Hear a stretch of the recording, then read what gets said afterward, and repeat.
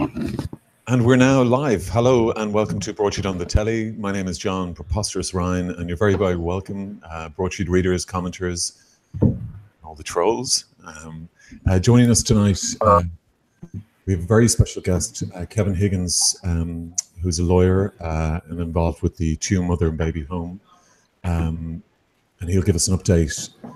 We have a panel that includes Vanessa Foran, celebrity accountant. Hello, Vanessa. Hi, everybody.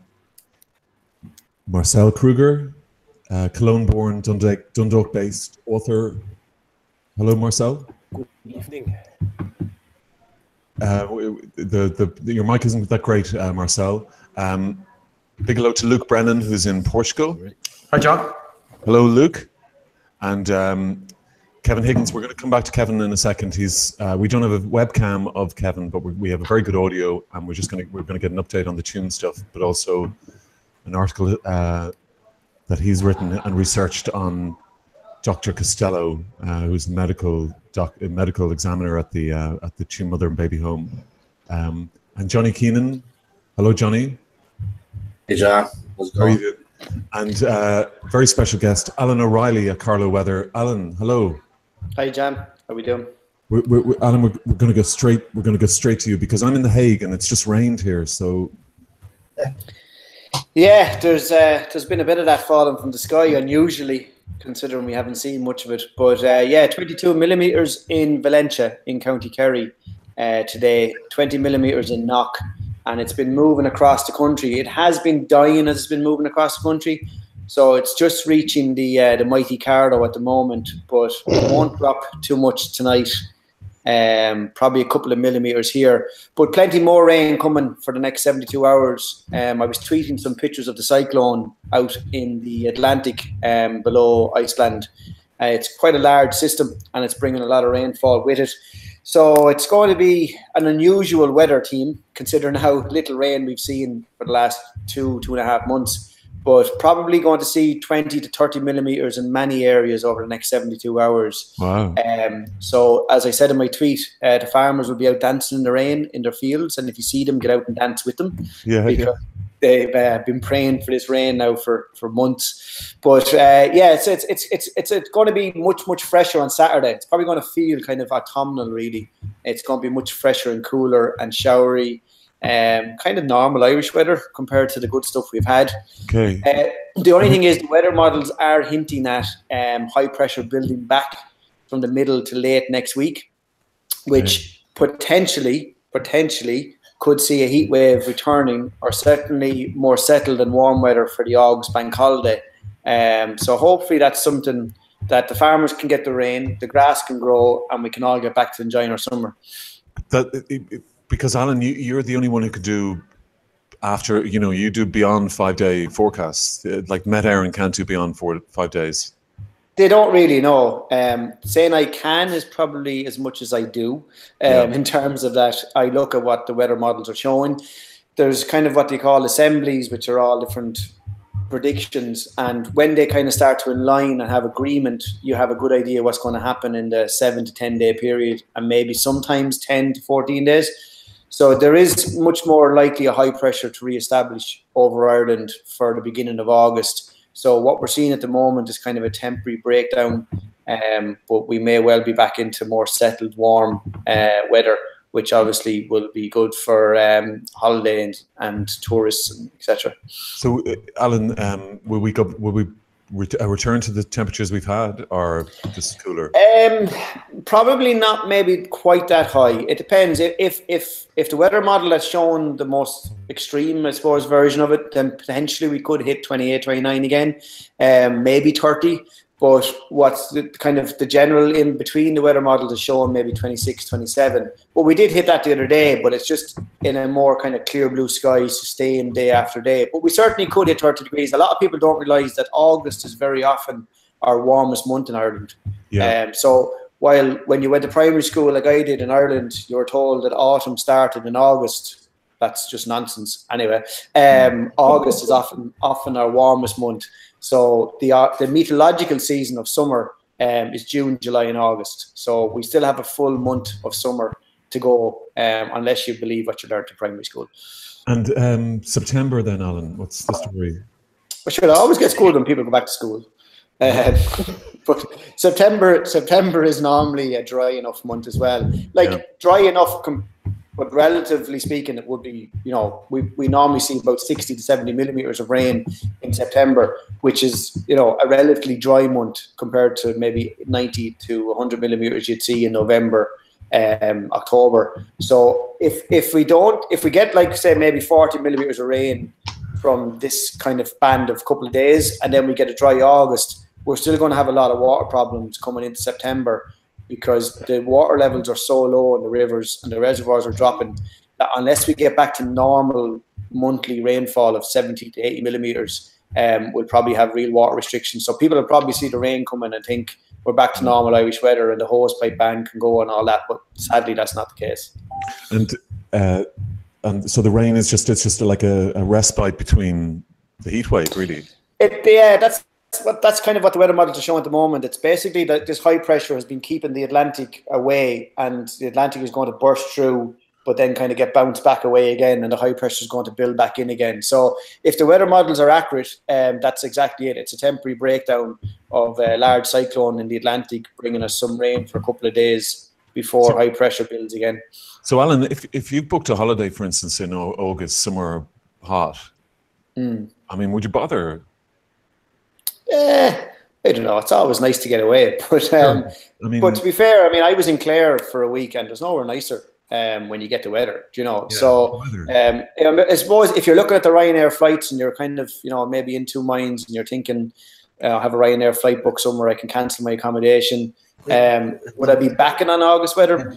Yeah. It's a bit of a gamble, to be honest. Still. Really? Okay. There's also a presumption there that like you would travel for the weather, and you'd have to think there's more than weather out there for, as a reason to get away for the holidays, There's no other reason to leave Ireland, surely. The weather's only weather, It's there all the time. Except for when we don't get it and we get boring weather, which I call boring weather, which is... Sometimes we need it. I suppose that's the joy of this summer, that Ireland doesn't need good weather. It's, you could take it or leave it. Yeah, the weather, Vanessa has a mobile home that she spends the summer in. What's it like down there, Vanessa, this summer? Has it just been baking? Well, no, we're on the coast, so we would have some onshore, but there's been a lovely southerly this week, so sailing and kite surfing has had a great opportunity to get some real action in, really. But I've been contacting Mr. Mac Meshman there during the week. We have an index. Do I take the cushions in or out? With Alan or yeah? Or not with the Met now. No, our Meshman there. Yeah, no, he's Meshman. He's well met. He's Carla Weather. He's not like Matt Aaron. No, but they can't predict beyond 5 days. They're like Fergus Gibson can predict further, weather-wise than they're allowed to. Alan will go to Christmas. He'll tell you what's Christmas Day. He doesn't care. Well, all I wanted to know was to bring me cushions in or not, John. I'm not bothered about Christmas. Alan, should Vanessa bring in her cushions? Definitely until at least Tuesday. Yeah, I've left that instruction there to be brought in. I did tell you not to put them in the attic, though, because you will want them back. Oh, yeah, no, there's no attic. Well, I didn't know they were in the mobile home now, to be fair. Alan, did you predict the rain now, today? When did you predict?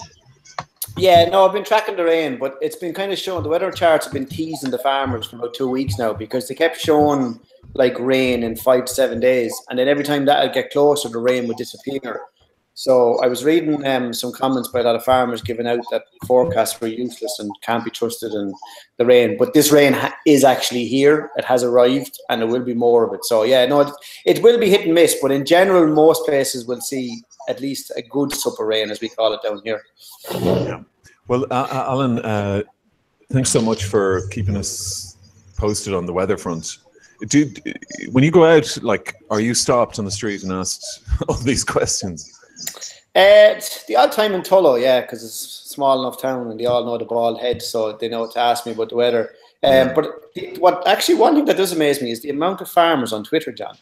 Really? Like, they're like, I actually never realized how many farmers are on Twitter. That's incredible. Because I've got included in a few conversations. Like there's one at the moment where they're having a row about bales and getting grants for bales, and somebody the amount of bales they had or whatever. But like they're constantly tweeting, and there's and to be fair, a lot of them have a lot of stats, you know. So they're actually really interesting information. And there's a couple of kind of the other way they have the Ireland Twitter account that they share. Yeah, they have an Ireland Farmers Twitter account that they share. So a different farmer takes it over every week and shows them. But they also have that on Snapchat. They have a weekly different farmer taking over. So to be fair to the farmers, they're well up on their social media. It's great, and because when you hear about, you know, Twitter represents, it's not farmers that you would. No. Yeah, but no, they really do. Yeah, really do. It's great. And is that how you engage with them, or do they contact you? I know that quite a few farmers contact you directly for. Yeah, no, I do get calls and texts, and yeah, they do. Unfortunately, I had somebody sign up to try and donate €5 a week to me on PayPal and wanted to forecast every week for €5 a week, which was a bit strange. But that's you see, that's Alan. You know. That's the future. Can I ask a question? Sorry, Vanessa, please. Sorry. On Broadsheet today, there was a thing about certain things getting bigger in the heat. Do you have any evidence of that? Well, my tomato plants didn't get bigger in the heat. Now, I've been reading the broadsheet, but I didn't see that one. Well, it was. Well, it wasn't tomato plants. It's about the heat expanding the girth of, you know, it's a. I never heard of it myself until I saw it today. Well, it was it's the summer penis, apparently. An affliction in the heat, a man's member becomes swollen. Right. Throbbing. Can't say, Vanessa, now I've noticed that, but I haven't had the ruler out in a good few years, to be fair. Well, I think it's more of it, like you'd feel it actually in the sun, like you just feel the expansion. Anyway, Alan, thank you so much for joining us. Sorry, before you go, Alan, the Choppet is going mad for you. They love the addition of Super Met Man. Superman. Are there any questions in the mosh pit for Alan? I didn't check that. I'm not sure, but I can tweet you anyway, Alan. And if there is, and I can update them that way. Alan, thank you so much for coming on. Enjoy the rain, dance, do what you need to do with the farmers. We hope maybe speak to you next week. Okay, talk to you again. Thank you so much, Alan. Thanks a lot. See you, Alan. Thanks for all the news. No problem. We're going to go to Kevin Higgins, but in the meantime, we've had. I think we've got. 1 second. Oh, we have two guests. Johnny, would you like to introduce our guests? Yeah, sure, John. Dean Scurry, you know Dean from Apollo House, and Fergal Toomey, I think it is Fergal from the Connolly Youth Movement in Cork. So the two guys have similar stories in relation to the housing crisis and how they were able to deal with it. So I thought, like, you know, because it's in the news this week, and the film coming out in August that features Dean and the people behind Apollo House, and maybe he might want to talk about that. But fantastic, yeah. Story that's going on at the moment in relation to the housing crisis. How people have decided that enough's enough, and they've done their civic duty, as far as I'm concerned. Anyway. Dean. Hello, Dean. Yeah. Can you hear me? Yep, we can hear you. Your connection isn't great, I must say. Can you hear me? Okay. No, it's not great. Okay, Dean. Do you want to switch your thing off and then come back onto us? You've got the link, and we'll come back to you. Great. Okay. Okay, Johnny. I'll tell you what. We're going to go to this item in a second. I just want to go first to Kevin Higgins. Kevin, good evening, Kevin. Good evening, John. Hi. How are you? I'm fine, thank you. Good. I'm afraid. Apart from my Claude Rains appearance. I beg your pardon? Apart from doing my Claude Rains appearance, I don't know if you're familiar with the original movie of 1933, The Invisible Man, but Claude Rains, as they said in the Rocky Horror Show, Claude Rains was the Invisible Man. Ah, okay. Well, your you're visible only as a sort of blue silhouette, Kevin. But Thank you. Thank you. To viewers, you are Blue a man. lawyer, and you represented Peter Mulrine, who's 73-year-old, I suppose, mother and baby home survivor of Tuam. He believes his sister is buried in that grave. Yes, he does. And I gather, I understand you're caring for your wife. You're no longer practicing, or you're no longer representing Peter, but you're. Well, I do have quite substantial home commitments at the moment. Yes.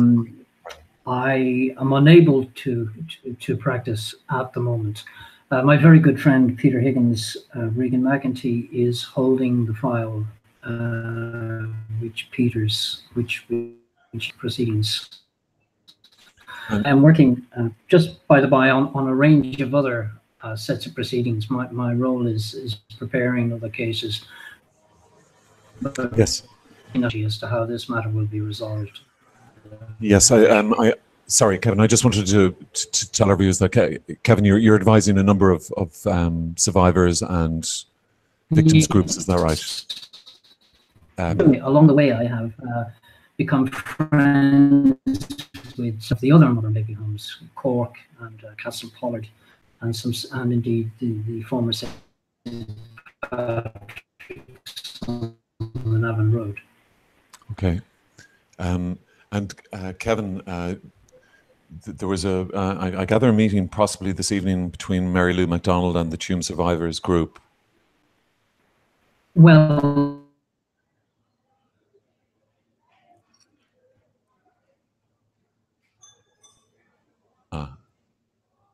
Kevin? Okay, I think we may have lost Kevin there for a second. Yes, Mary Ellen on tour. Kevin, I'm terribly sorry. I think the connection is just a bit is breaking up. Something with the and there was a slot. Kevin, I'm apparently afraid in Galway this evening, so she asked to meet. Okay. Yes. Kevin, I'm terribly sorry. I think the connection is just a little bit. I think we're back. Oh, we're back, are we, Kevin? Yeah. Okay, yeah. Mary Lou MacDonald was going to meet the Tuam survivors group this evening. Is that right? No. Forgive me if I'm being picky about this. There is, as you are aware, a well now established Tuam Home Survivors Network group. Yes. Now, we'd be very happy to meet her qua the network, but this evening it was not possible for that to happen. Oh, I see. But as Mary Lou was in Galway, she met with a number of survivors of the home, and indeed she also met with Catherine Corus and her husband Aidan. Right. It was really just touching base rather than any kind of briefing session or anything like that. And perhaps, Kevin, you could tell us an update on the situation where everybody stands at the moment as regards exhumation or the grave as is now. Well, to be perfectly frank, in physical terms. Yes.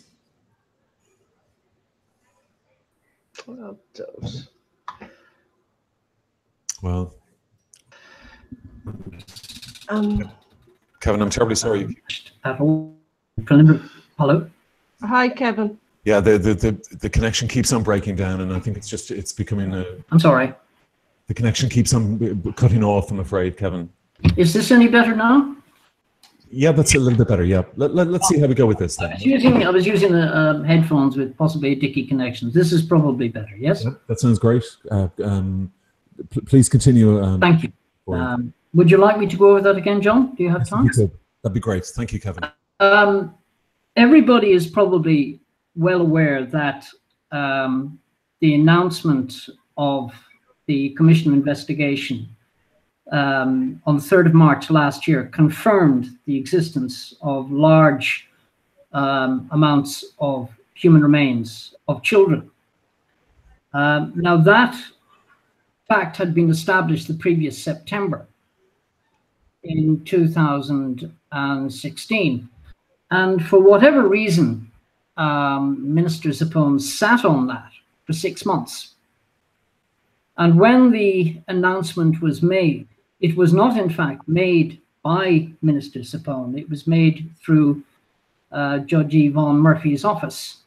So it's questionable even now if the commission hadn't taken the initiative, whether we would be even aware of the existence, the confirmed existence of the remains. However, we are. The position is very simple from my point of view, and perhaps I am being a little simplistic about it. There are a very large number of human remains in a very small confined area. The only person or individual or office which has jurisdiction over that site is the local coroner. The local coroner to date has not convened an inquest. In those circumstances where a coroner fails to act, the Attorney General of the day has sole discretion under Section 24 of the Coroners Act 1961 to replace that coroner by another coroner and order an inquest. Now, most people must be wondering why that hasn't been done. And everybody's free to speculate as to why that hasn't happened. Could you speculate, Kevin? I certainly can. And I would draw your attention to, well, let me just point out two things to you. The Commission of Investigation has a very narrow remit. And that remit is further confined by the fact that it is restricted by a piece of legislation, the Commission of Investigation Act 2004. Now, that was created by Mr. Michael McDowell when Minister for Justice as a sort of cheap and cheerful replacement for the Tribunals Act, which everybody has said have been so costly. Now, not to be too dismissive, I regard that act as a crock of shit. Forgive my language, but that's what it is. And if you look at the Site-Serve Commission's investigation, and the NAMA Commission of Investigation, and the O'Higgins Commission of Investigation, which ultimately had to lead to a tribunal anyway, you can see that it's not a very effective mechanism for establishing the truth.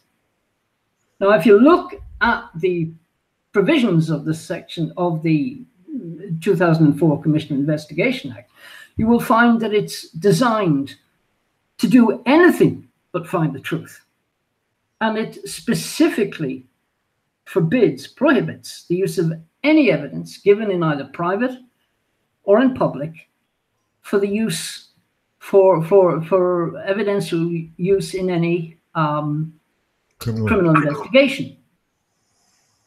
So if a nun had gone into the Commission of Investigation on her Zimmer frame and said, "I'm awfully sorry, but in 1949, I picked up a child, swung it round by the legs, bashed its head off the walls of the old workhouse, and it died," she cannot be prosecuted. Right.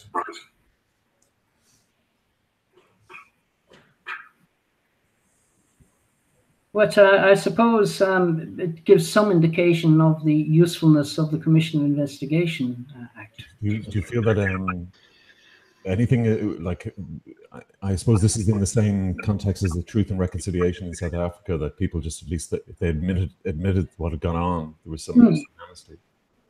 Yes, there is a similarity there, but essentially, you see, the difficulty we have is that the coroner is sitting on his hands, the Attorney General is sitting on his hands, and the minister has been running around like a blue arse fly, having this consultational process, quote, to decide the future of the site. Now, the difficulty for me with that is that neither the minister or the cabinet have any statutory legislative authority to do anything with the site. The prerogative remains with the coroner, whichever coroner it is.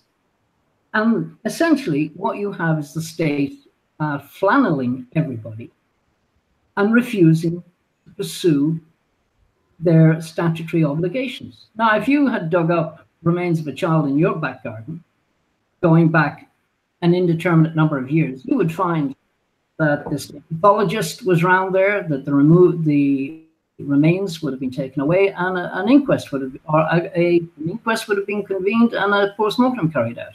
Yes. There were upwards of 800 children in that site. Extraordinary. Yeah. And nobody's doing anything. Oh, Jesus.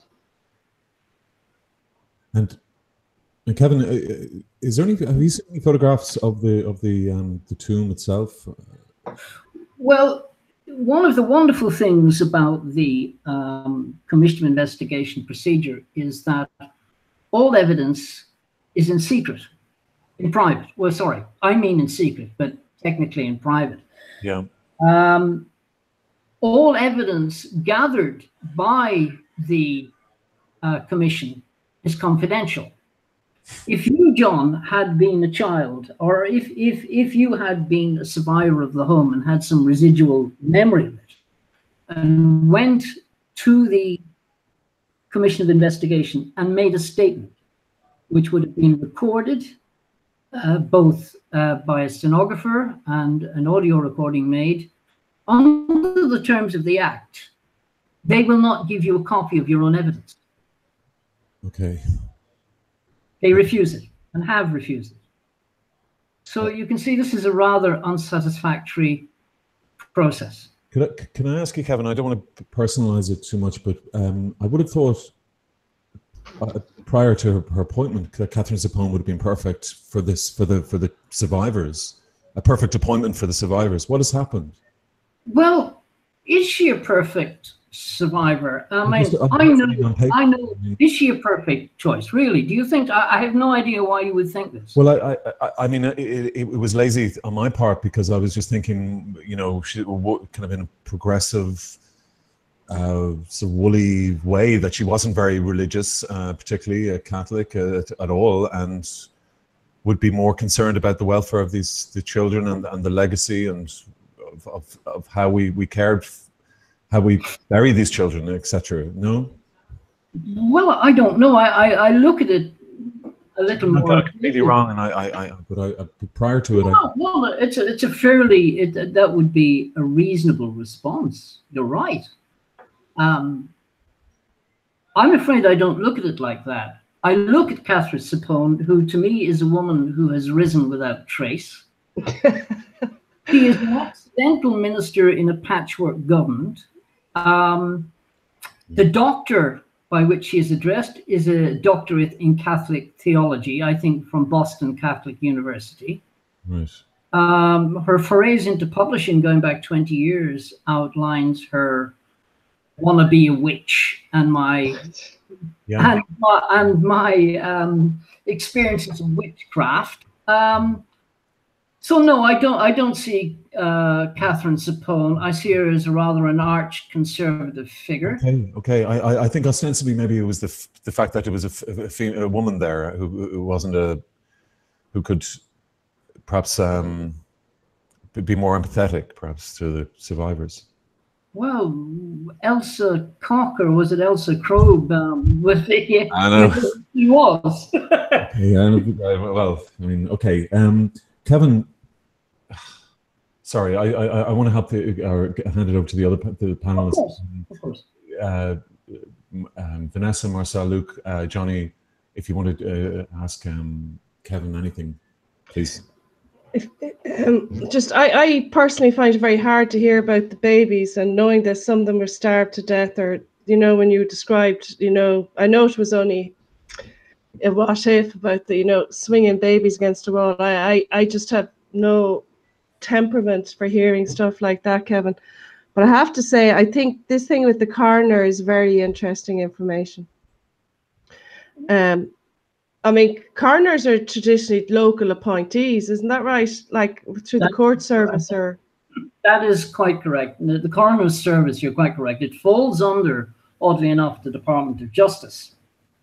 It is part of the Department of but there is a tradition in Ireland that, in fact, coroners' posts have almost been sort of inherited posts, and they are not infrequently held by solicitors, almost as frequently as they've been held by doctors. Yeah.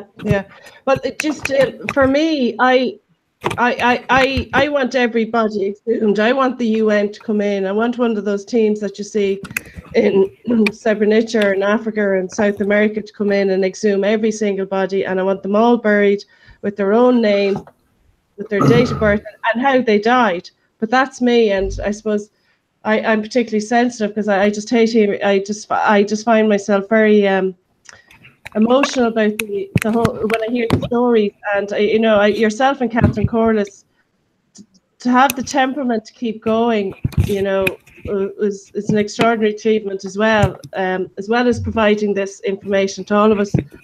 But that's what I want. But what do you want? I want pretty much. Dean, would you mind turning your mic off, please? Sorry. Thanks. Sorry, man. Thanks. Sorry, Vanessa. Sorry, I wanted to ask Kevin. I don't know if you heard what I want, but anyway, what do you want to happen next? Well, I would share your view of it, and I think all right-thinking people would. But my view of it is of a progressive process. Without question, all of the bodies should by now have long been exhumed. They should have been taken to a properly temperature controlled and a proper repository where a team should be assembled. But why can't that happen, Kevin? I mean, why can't that just be done? It's just insane. The short answer is there is no political will. But I would, and if you want to see the nature of that political will, I would invite you or any of you to go to the Department of Children and Youth Affairs website and look at the release of the so-called expert technical report 7 or 8 months ago, yes, in which the narrative says that this may lead to unfortunate conflict or unhappiness between the state and the Catholic Church. Now, I know who wrote that, but I have no idea what planet they're on. Yeah, unbelievable. Furthermore, in my view, something rather disturbing happened at that time. A team was assembled to undertake the initial excavation under Professor Niamh McCullough. And she had at her disposal a number of extremely fine, experienced, and very, very fine young archaeologists of the utmost integrity. Now, they assembled a certain amount of detail, which a small amount is in the public domain. Yeah. But essentially, that was under the remit of the commission. And the commission has made it perfectly clear, once they had discovered the site of a mass grave, that was the end of their role. They have no role. Their role was to investigate. And establish that there was... It's now over to the coroner and the arms of the state. But what happened thereafter, and I find this appalling, was that Minister Zappone then appropriated to herself the members of that archaeological team, reconstituted them as the expert technical group, and had them working for her. Now, there's a clear conflict of interest here. I sat for 6 hours with two of those very, very fine young archaeologists some months ago in a room with survivors, where their only remit as part of this consultative process was to explain to survivors how difficult it would be to carry out an exhumation. And when we asked them for actual details, they were obliged to say, I'm sorry, that work was undertaken for the commission and it's confidential and we can't disclose it. Oh, that's all right. Oh, I see. That's extraordinary. It is. They're making it up as they go along. Sorry to interrupt. They're making it up as they go along. And Kevin, to a degree, yes, but they do have an agenda. Of course, Kevin. They all have an agenda. Kevin, did you get any leaks from the first sort of assessment, the first digs and whatnot? Well, I know that I have a reasonable idea of what was found down there and the condition of it. Yeah. And I also know that if, for instance, even though, are you still hearing me? Yes, of course. Yeah, please, Kevin, go on. Even if the bones were in a very disordered way, it was possible for people to make a judgment that of the chambers which they visited, the bones collectively certainly made up the remains of infants, certainly a 3-figure number. Yes. And it's incredible. And the bones, excuse, I don't want to get too but were the bones placed in rows, or was it just like a bundle? Bundle. Well, again, you see, you have to remember that when they were originally placed there, the small area where this septic tank pit existed was actually outside the wall of the old workhouse wall. Right. And this small parcel of land was actually acquired by the workhouse guardians in 1917. And a makeshift tunnel from the tunnels underneath the existing tunnels of the workhouse was pushed through onto the wall.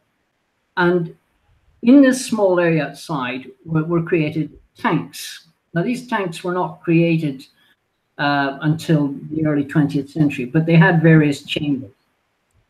Excuse me. And certainly up until the 1940s and perhaps 50s, people who were working in the home, the late Julie Devaney, were carrying out the bodies of infants wrapped in rags and placing them on one top of another, sort of in an orderly way within these tanks. Right. What happened thereafter, of course, accounts for the disarray. I mean, but to put it mildly. Oh, but Kevin, down there when they went down there, it was in disarray, was it? Well, John, you have to remember that the home closed in 1961. Yes. And it was left essentially as it was. A small amount of earth was over this tank because it wasn't exposed to the elements. Yes. And in 1961, when they closed it, what the county council did was plant conifers over that area and another small area adjacent inside the wall, and walked away. And then in 1975, two young boys hopped over the wall from where they were picking apples in the late autumn, or mid-autumn, and they landed on the thin crust of this, went through and found bodies in skeletal form. Yeah. But what happened thereafter was, of course, that the county council ultimately came along and poured in topsoil and hardcore from the new housing estate, and with the inevitable result. Okay, just on that point alone, they're covering up the scene of potentially scene of crime. Of course, of course. So there's no comeback for them on this, no? Well, but not only that, but if you go back perhaps 200 years from and then come forward as it was amended in terms of burial legislation, the local authority, in whatever form, whether it was a county council or sanitary authority, they have always been responsible for the regulation of burial places. But in effect, the county council, right up until the day it closed, completely ignored the regulations which they were bound to enforce. And Kevin has done a fantastic piece. It's on your website, Bog Lawyer. Is that right, Kevin? No, that's just a handle on Twitter. But if anybody wishes to go to the rather useful site, which is the Tuam Home Survivors Network, they will find it there, as well as quite a deal of other information about the campaign. Well, it's an amazing piece on a guy.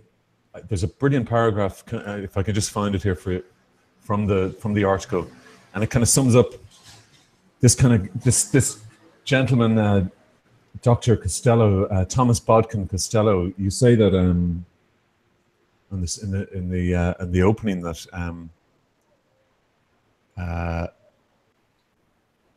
where is it?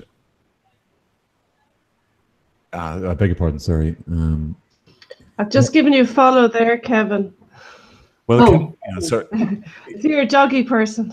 Thank you. Like the rest of us. Kevin you found that 796 death certificates related to Tuam. Of those, only 2 inquests are recorded. Yes. Like 2 inquests out of 796 death certificates. Couldn't that alone the Attorney General act on that alone? No. Well, yes, but it's still up to the coroner, is it? The previous, yes, it is. But I mean, if for instance, in your neighborhood, every house is burgled and every shop robbed and every car set on fire, I would think if the local superintendent hasn't sent somebody out to investigate, somebody from the commissioner's office is going to come down with an inquiry saying what's happening there. Yeah. Essentially, the previous coroner, who is now, as we know, elevated by one route or another to the Court of Appeal, Ms. Maura Whelan, and the current incumbent, Mr. Seamus Wolfe, have not so far felt obliged to do anything. I found that paragraph I mentioned. Dr. Costello, Dr. Costello belonged to the comfortable and deeply conservative Catholic middle class, which redirected Irish nationalism in the years after 1916. By the time the Irish Free State came into being, the revolutionaries, poets, and dreamers were largely dead, or quite literally outlawed and suppressed, with a ferocity that matched anything British imperialism had inflicted on the Irish populace. What is chilling, however, is Dr. Costello's statement during his time as medical attendant to Tuam House, in giving his professional opinion that there was nothing unusual in half of all children dying before the age of 5. From the very beginning, the members of the local board, which founded the Tuam House, were every bit as exercised as the poor Lord guardians of the workhouse had been about the cost of keeping children barely alive. Luckily, Dr. Costello was able to provide reassurance that the children of the home would not be such a burden on the public purse. The published report records him telling the members that it was the international norm that half of all children worldwide died before the age of 5. These are amazing people, aren't they, Kevin? Extraordinary. Dr. Costello and his wife are regarded as somewhat iconic historic figures, and they were people of means. When they married in 1903, they honeymooned in Rome and indeed had an audience with the Pope. Okay. And among their little hobbies was assembling the biggest collection of Waterford glass outside of the Waterford factory itself. They were quite extraordinary people. And she was a senator, his wife, Senator Arlene Costello, and I think, is it Nuala Costello? Is it a poet? Would that be their daughter? They had one child, a daughter who has been long since deceased. Yeah. Mrs. Costello, she may have been a poet. Mrs. Costello herself was a not insubstantial figure. They were both very involved with the revival of the Irish language. They were very friendly with with Douglas Hyde, and they were quite. It's not unfair to say that they were feted or fated right around the country. Yeah, yeah. I was reading up on him today, and he was much admired and garlanded and awarded with stuff. Just want to say that there's no evidence of. I mean, he's the guy's the medical. He's in charge of. There's no evidence of Dr. Costello having attended a single birth or death at a child at the home. No. Okay, that's just probably attending to the great and the good. Yeah. I mean that it says a lot there, Kevin, doesn't it? That I regret to say it does, but just bear in mind, if you would, that we're focused here on Tuam. And the reason we're all talking about Tuam is because, very much thanks to Catherine Corliss, Tuam is the most documented of these mother and baby homes. We certainly don't know yet whether it is the worst in real terms. You don't think it's an isolated incident, Kevin? 1 second, Vanessa, do you just want to get in there? Yeah. Sorry, hi, Kevin. We have a live chat pit running here as the show streams, and so people are asking questions, and one of the remarks in there is that Tuam isn't the only one that has these sites. But somebody has asked, it's your heart is a drum machine. Dermot has asked that where about some of these properties where these potential grave sites are being sold to. Do you know anything about them being sold to private developers? Well, it's been mentioned in your Twitter account, apparently. Yes, well, I mean, I think that's probably inevitable. The value, if you like, the value of the commercial value of the Tuam site is nil, because it's built on the old workhouse. It's covered now on 4 sides by residential housing, 3/3 of it by the council estate built in the 1970s and early 80s. And the area, the most identifiable areas in mass grave is in fact just a very small parcel of land, some 241 square yards at the back of this. And it's covered currently in grass. So that's not going to walk away. But if you look at Bessborough, when it opened was a wonderful old house with a large farm. Actually, Kevin, I'm from Cork and I know that place very well. It's one of the most extraordinary views in Cork, actually. It's a fantastic site. Yes, it is. You can look straight across onto the estuary from the top. But I regret to say that whereas you have an identifiable site in Tuam for perhaps the majority of children, the great majority of children who were not trafficked to America and who died are now under the masonry and the buildings of what is known as the Eastmount Industrial Estate. Yeah. Well, I live here now in Crumlin Village, Kevin, and there was a rumor a while back, not all that long ago, about a body buried in a garden here on Lyle Road, and I can tell you a child's body, and I can tell you the guards were in and shut down that house and milled it front and back. Yeah. You know, the big white sheeting all around it, and they even had a portaloo on the site. Big forensic team going in with all the... huge team went in. They found nothing. And I live in probably one of the most densely populated urban areas in the country. They didn't think twice when they thought it was a body of a private citizen had dumped a body there. Now, they found nothing. No, but it's that there's this collection of proof of bodies in unmarked graves. I mean, even just to do a count and see, does the count of skulls match the death records? Yeah. Well, there's no excuse at all. You have a difficulty with that.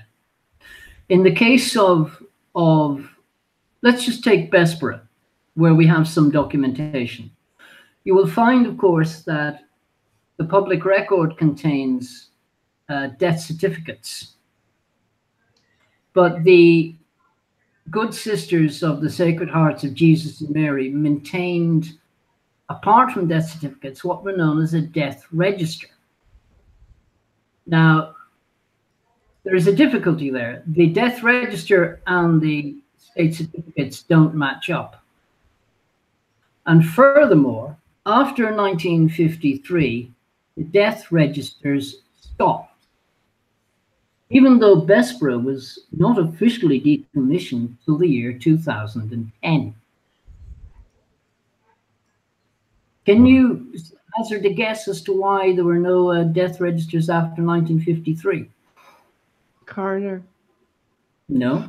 Oh, the doctor died, did he? No.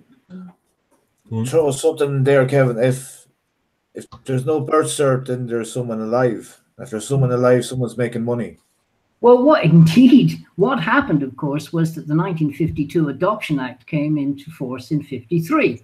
Right. And if you had produced a death register, and some guy comes back 40 years later from Oklahoma and says, here's a death register, and there's a grave for me, but hey, I'm here. What the hell happened? Yeah. I shouldn't laugh, but... No, but it's on that, right? So the children who couldn't be sold to Americans were sort of left to just decline and in most cases die. Not entirely, many of them certainly, but those who survived beyond the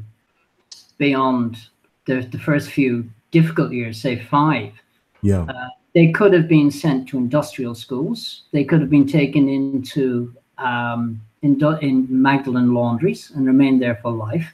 And in many cases, you will find that people whose names have been changed are being sent not simply to other institutions run by the same order, but to institutions run by other orders, and in some cases sent to their houses in the UK.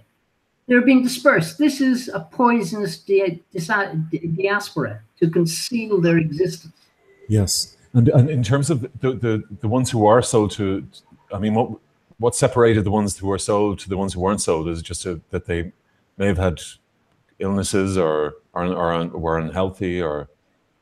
Yeah, I think pretty babies sold better. Blonde, blue-eyed babies sold best. Yeah. Okay. Okay. Well, Kevin, on that horrible note, we'll say goodnight, and hopefully the next time we see you, we'll actually see you. I'm very pleased to have been able to offer something, John. Well, and it was absolutely lovely to have you on, Kevin, and we've fixed the webcam camera for the next time. And I will organise that. Yes. Okay. Thank you so much, Kevin. Kevin, if you don't mind, I might reach out to you through a direct message, not today or tomorrow, but in the next few weeks. Yeah, by all means. And what I would say to all of you is this: that the survivors group and the sort of touchstone for us is to get the message out. But these Tuam Survivors Network webpage, by all means, make contact with it, and any information that anybody wants or any support you wish to offer, all of these things will be very welcome. Thank you so much, Kevin. Thank you very much. And we'll put all the links on the site tomorrow, okay? Thank you. Thank you. Good night, Kevin. Thanks, Kevin.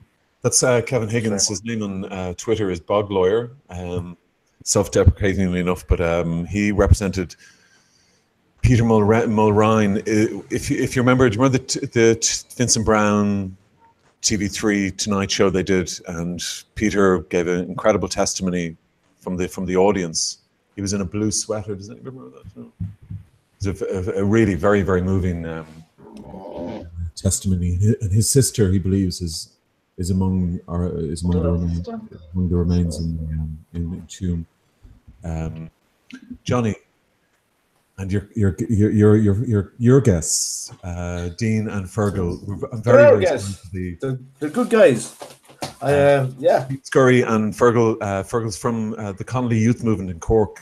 Fergal, can I come to you briefly? You had some shenanigans this week. Shenanigans is one way to put it. We have a number of, we had a number of properties in Cork which we were occupying as part of an ongoing effort to highlight the homelessness crisis.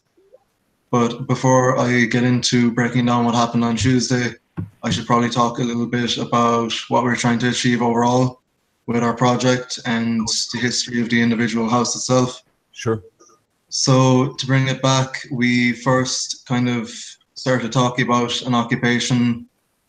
I think it was a few months before Apollo House and Home Sweet Home and the whole, I suppose, kind of events surrounding that.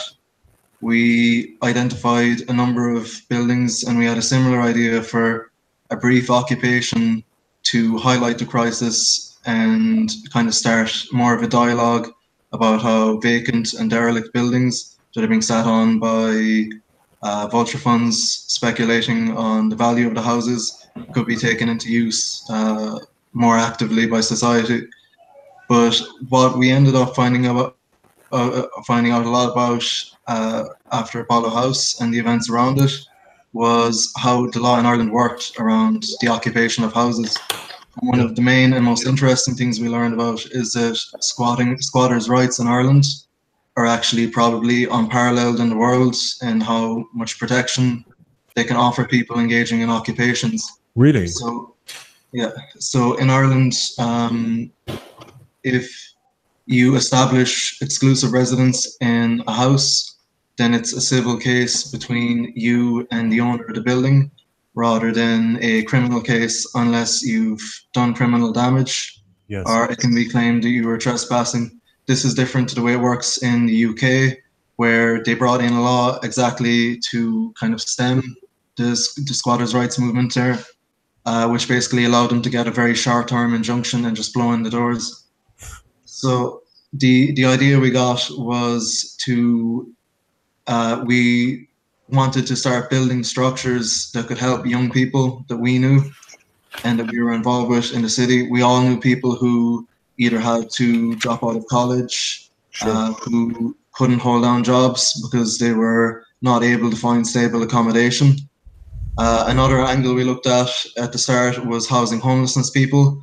But when we went to Apollo House and we saw how much support services were needed, medical staff, social workers, the rest of it, we knew that we just didn't have the resources to do that responsibly. Of course. So what we ended up deciding to do was to stage an occupation and see how long we could hold the house and how many people we could provide accommodation for before the whole thing got shut down. Okay. And the first house that we took over, which we now call Connolly Barracks, is still going. It's lasted for a year at this stage, and it's been home to, I'd say, more than 10 or 15 people over the course of that time. Wow. And people would like, they can stay for a couple of months, or I mean, do people use it as a home? Yeah, if people use it as a home, and one of the interesting things around it is that for long periods of time we only briefly had electricity at that house. Finding ways to live, I suppose, a dignified existence without electricity. Yes. Which, even though with all of our modern conveniences might sound like an impossible task, yep, is actually quite easy to accomplish. Power banks can replace phone charging and laptop charging. You can wash the old way with a basin and the rest of it. So it takes a bit of acclimatization, but after a while it becomes just kind of second nature.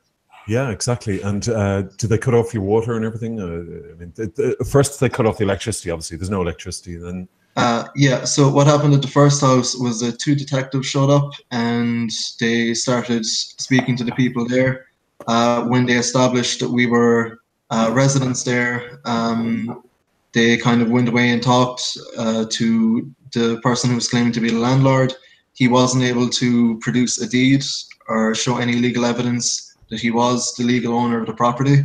Okay. And as such, the guards kind of dropped that case. And so that house, which was actually unoccupied for 8 years before we got involved, wow, is still home to a number of people and is used for community activities, for meetings and all these sorts of things. That's crazy. And where's that guy? The guy who claims to have owned it? We never heard from him again. It almost defies belief, but it really seems that he either didn't have an interest in pursuing it legally further. But you'd imagine that if he didn't have an interest in pursuing it legally, then he'd want to try and cut a deal with us, like say, if you give me €50 a week as a nominal rent, I'll leave you alone. But he never even tried that. He just never make any contact again, which is unusual. That's great. And tell me about the second house you went to. So what happened with the second house is that I guess I'll go back to the start of the whole history with the second house, which is that it went into receivership in 2012 from the O'Connor brothers in Dublin. Shortly after that, it ended up in the hands of O'Dwyer Management. So it was a block of 3 houses. There were a number of tenants living there. And what happened was that in 2016, they received a notification of transfer of ownership, and they were reassured that they would continue paying rent, everything would go on as normal, but rent would be paid to a new owner, O'Dwyer Management. And this group is a asset management, or as we like to call it, a vulture fund, which bought up properties that went into receivership during the recession, and then basically just sat on them until they could flog them off for a higher price. But obviously having a number of tenants who depend on this house, renting it, gets in the way of this motive of squeezing the maximum profit out of a property. So what they ended up doing was in 2017, they issued a notice to the residents to vacate the premise. The residents in one of the houses complied immediately. The ones in the second house stayed on and refused to leave for, I think, another 7 to 8 months.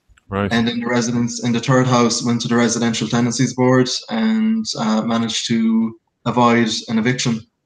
So where we come into the picture is that at the start of this year, the people in the second house moved out, and we, through a fortunate kind of a twist of fate, got the keys to the house. And hey, that can happen. Which it can happen, you know. So we entered the house. The rooms were in mixed states. Some of them were in very good condition. Some of them were almost falling derelict. We performed repairs. We moved in personal possessions. We did up the place, basically, as we did with the first house, to make it a welcoming home for people. And no one is going to move into a falling apart, smelly, mold-ridden building. So a big part of our first couple of months of work when we go into a house is kind of decorating it, making sure it's clean and healthy enough to live in. Okay. And then who would you house in the rooms then? We mainly house residents from the Connolly Youth Movement branch locally in the house. It's a question we revisited a number of times, but the main issue that keeps cropping up is that if we invite friends of friends or other people to stay in the house, they're not accountable to anyone. They could bring drugs or alcohol into the house. And that was everyone's kind of, sorry, go on. Sorry, Fergal, that was the issue Dean had. I think there was an issue with that with Apollo House, Dean. Is that right? Yeah, can you hear me? Yeah, we can. Yeah, hi, Dean. Oh, perfect. How are you? Hey, guys. We've just been. Sorry, Dean. We've just been hearing from Fergal about their occupation of 3 houses in Cork. Yeah, well done. Thanks. But they were saying that they can't open it up. These properties open up fully because of the situation probably that you guys experienced in Apollo House. That the support services were too much, to the resources and were needed were too much. Yeah, we kind of we done it all in an hour. We went from not having a building and not having people and not having services and not having support to open up the building, and then we just went for it, which was. It was a very, very, very quick learning curve over a few days, mainly because I had spent a year or 2 years thinking about what could be done. And that Christmas was like, you know, the end of 100 years, 1916 and all that type of stuff. And all I heard online was chatter about what isn't being done. So I kind of got friends together and done something. And the ins and outs of it weren't really that well planned out. No. It was more like an intervention that you would do in your family when you have a crisis situation. Yeah. You don't plan, you know, to the nth degree, because a lot of what you're doing is out of frustration and you know, you're just looking at a situation getting worse and worse. And since we done that, the homeless situation has doubled, has got twice as bad. So I mean, but it was a powerful moment because it was entirely spontaneous. It wasn't contrived, you know, like most things these days. And the Apollo House thing I'm talking about. But yeah, and one of the things that surprised me was that more people didn't do it, because we were getting calls from places like Cork and Galway going, what do we do? Yeah. And I'm like, well, I don't know. If you want to call it home sweet home, go ahead and do it, but just do something. Well, are you familiar with what Fergal has been up to down in Cork? I have, but only probably like most people, only in the last day. I didn't know that they had plans, you know, around the same time as Apollo House. Yeah, going back that long. I didn't know anybody. I didn't know anybody had plans, you know, other than me, because these types of things you kind of have to keep them close to your chest, because if the word gets out there, they just get a bit corrupted. So literally, the Apollo House thing was on me for 2 years, thinking about it, planning about it, researching, and then I really only invited anybody else in about 2 months, probably a month and a half before I done anything. And because you've seen the kicking that we got in the media as a result of what we done, and you know, yeah, I kind of knew that was coming down the line.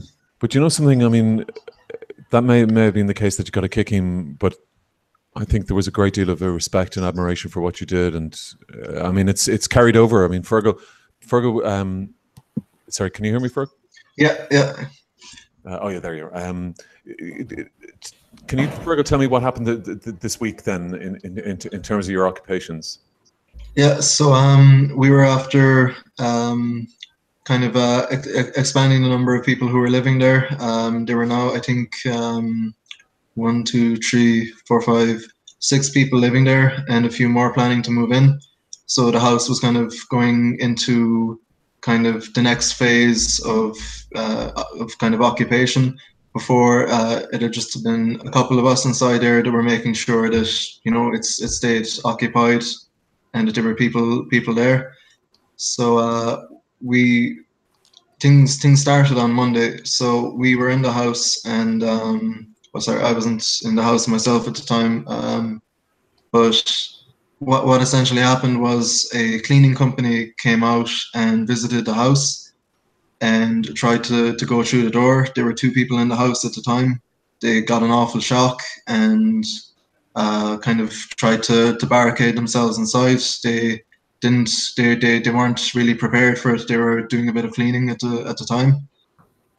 What ended up happening was there was a brief standoff where the cleaners refused to leave.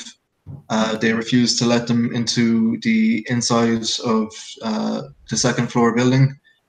Eventually, some more of the members came out and turned up, and we just spoke to them and said, "Look, it's not your job to have to go to this length. You can go back to your boss and say, look, we weren't able to get in, we weren't able to clean it, and they'll know what to do next." So just after a brief discussion with them, they agreed to move on. Okay. At that point, we knew that if there was any doubt about it before, that we had been discovered and that we could expect things to get more intensified.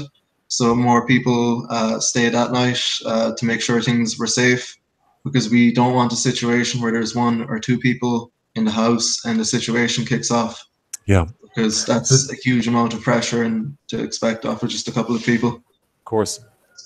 Did you respect the armed response unit on your door? Because when I was in Apollo House, I absolutely didn't expect anything like that. No. And I kind of done something to prevent it, which was put people like Glenn Hansford and Jim Sheridan as a kind of shield, we had a bit of a legal shield. We had the unions as a shield. And I knew in my head, if we had those, it was more difficult to, you know, push as hard as you guys got pushed. Yeah, we really weren't expecting it to go to that level. I suppose after the success of the first occupation, we kind of had our guard down. We expected it would just be a couple of Gardaí would come to the door. We knew our rights. We knew it was a civil matter. We knew we hadn't caused any criminal damage, and we knew we weren't trespassing. So we expected the most that would happen would be that the guards would maybe give out to us a bit and then move on. What we were actually really worried about was the possibility of heavies being brought in, because obviously the Vulture Fund had a lot of money at its disposal and a lot of influence to wield. So we were mainly worried that it would be a case of people busting through the door in the middle of the night. Yeah. But in that case, we were actually thinking that it would be a case that the Gardaí would be, I suppose, a peaceful or kind of conflict diffusing force, which was naive in retrospect. And you guys have footage of all of this, do you? We do, yeah. Actually, we haven't released the footage yet. We just while I was waiting here to go on, we released our official statement, which also has pictures of the armed response unit battering rams breaking down the door. It's on our official page, Connolly Youth Movement, on Facebook. Okay. If you want to have a look, I can post the link there into the chat. I'll do it at some point soon. So what actually happened on the day was around 5:30, there were about 6 of us in the house, and a van pulled up. It was a maintenance van. A guy got out and he started drilling through the door. I think, yeah, he started basically trying to unlock the door. There were people upstairs.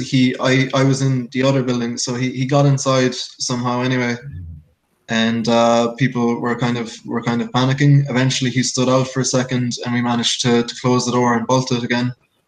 So we were all kind of waiting and wondering what was going to happen next. About 30 minutes later, after he got on the phone, 2 not plain, but uniformed guards pulled up. We kind of had a chat amongst ourselves, thinking about how we would speak to them. We decided that we would send everyone except one person in each house out, so that there would be more of a crowd. And we started getting on to our supporters and different people we knew to try and build up a crowd so that our rights would be respected and we wouldn't just be brushed out of the way. In retrospect, this was a mistake, because what ended up happening was they used the Public Order Act to say that we were an unlawful assembly outside the front of the house and that we had to move on. So that was a mistake in hindsight. So there's a lot of learning that you can't think of everything. Well, one thing I was thinking of was having an IP or an internet camera on the front of Apollo House from before we went in, so people could watch it anywhere in the world, 24 hours a day. And it's kind of like what they've done in where the native force people were in America when they were fighting for the water. They just put cameras on it straight away, and it was really effective. Yeah. Well, we did have someone filming, and we did end up getting a lot of footage, but it didn't make any difference in the end. And I think there's a clear difference in how the situation is treated depending on who the owner of the house is. Of course. If it's a vulture fund with huge amounts of pull, with huge reserves of capital, then the state treats the situation very differently than it would treat it if it was a private landlord or anything else. And one of the things you will probably hear the guards keep saying when the video comes out is, what if it was your mother or father's home? But that just, it makes no sense. It wasn't anyone's mother's or father's home. It was a building that the residents had been turfed out of so that the price could be raised, so that it could be sold in auction and then redeveloped into more lucrative holdings.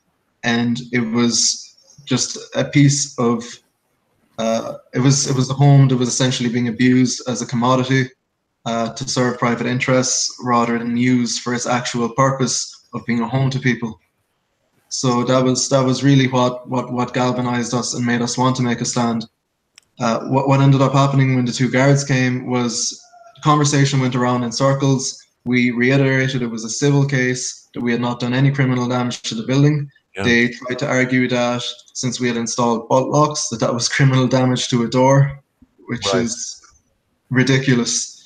And we continue going. I think they realized that they weren't going to argue us off, and then the phone calls started happening, and suddenly it was like a motorcade of cars pulled up. I think 2 cars, a paddy wagon, and another police car. It was the Armed Response Unit, Special Branch Detectives, more plainclothes people. There was a crowd of about, I think we counted 10 guards there. By the time it actually came to the head of the confrontation. When we realized that they had guns, we were of course shocked, and people were quite justifiably scared.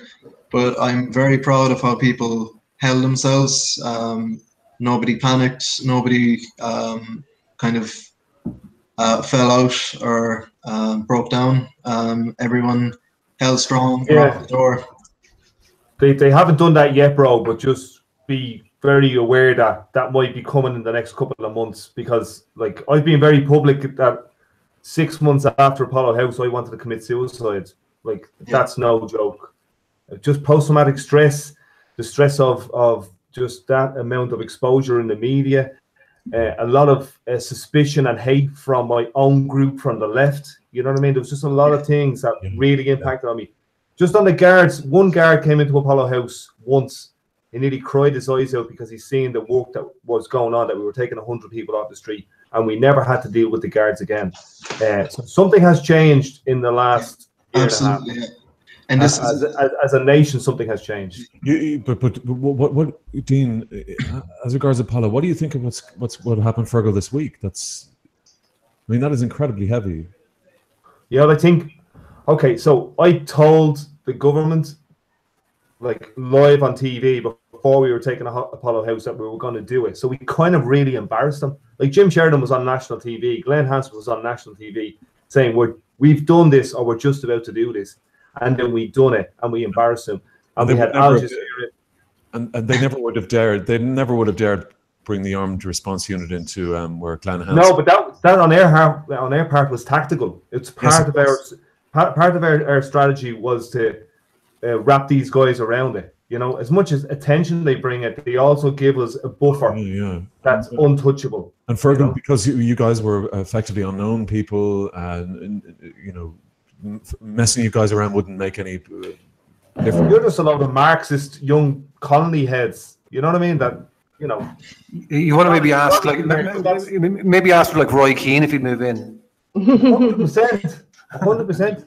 Yeah, seriously. This is, can I just make a point here, John? I think it is very interesting, and Fergal, I think it's great work that you do, and I think there's a real core of sort of social responsibility in what you're doing, and I'm not surprised it's getting the response it is, because you're actually stepping on some quite significant toes, and that's why there is such a response. Like when I look at the housing, sort of problem in Ireland from a sort of slightly sort of distant and objective, intentionally perspective, like I can't understand. I mean, there's this sort of the government is putting billions aside at the moment for rainy days, and houses aren't being built, and there's when they're trying to put together schemes where sort of houses might be built, you've got like that case during the week where Owen Murphy and one of his own fellow TDs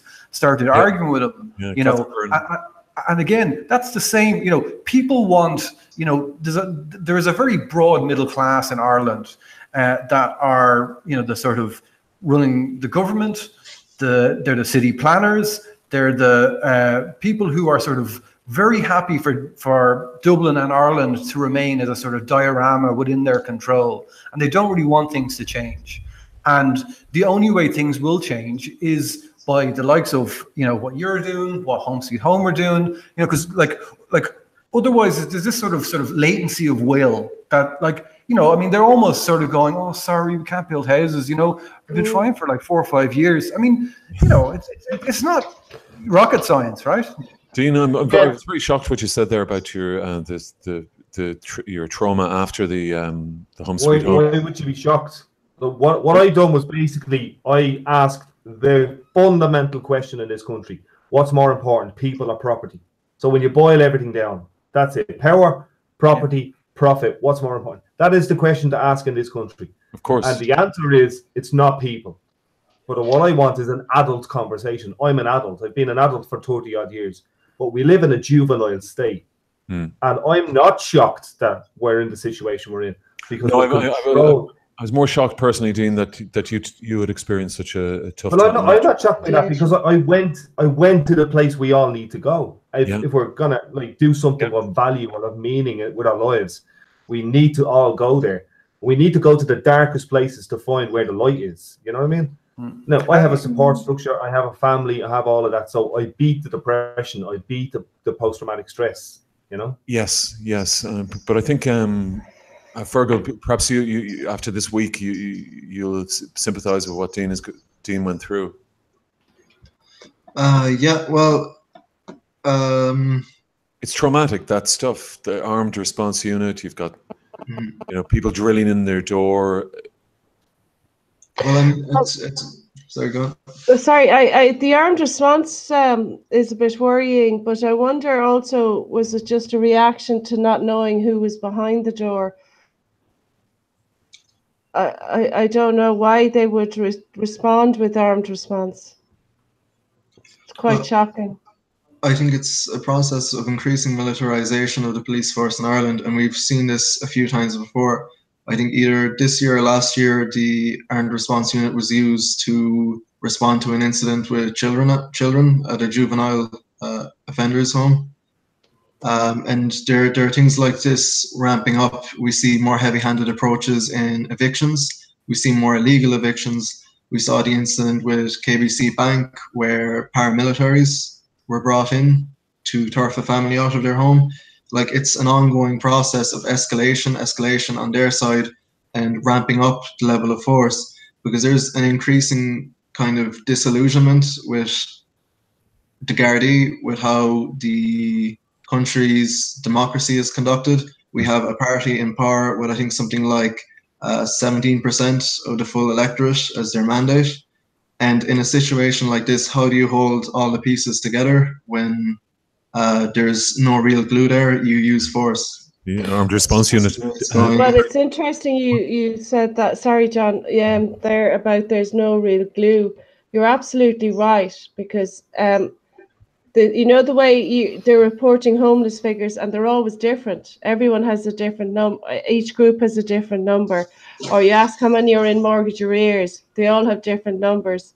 A number of evictions per jurisdiction. They're all different numbers. Okay. Everyone has a different opinion. Everyone is a different expert, and that's why, because everyone has a different version, and that's what let's just say the establishment are relying on, and they're taking advantage of that. Too many people being experts in this, being allowed to be referred to as experts. Too many organizations are being allowed to be considered the go-to body or the authority on this particular area. And it's this whole confusion as to how many are homeless, or how many are in mortgage arrears, or how many have been evicted, or whatever. Even the process of eviction is different in every jurisdiction. It's deliberately like that. Yeah, Fergal? But to answer your original question about why that level of force was used, I don't think it had anything to do with any kind of unknown factor.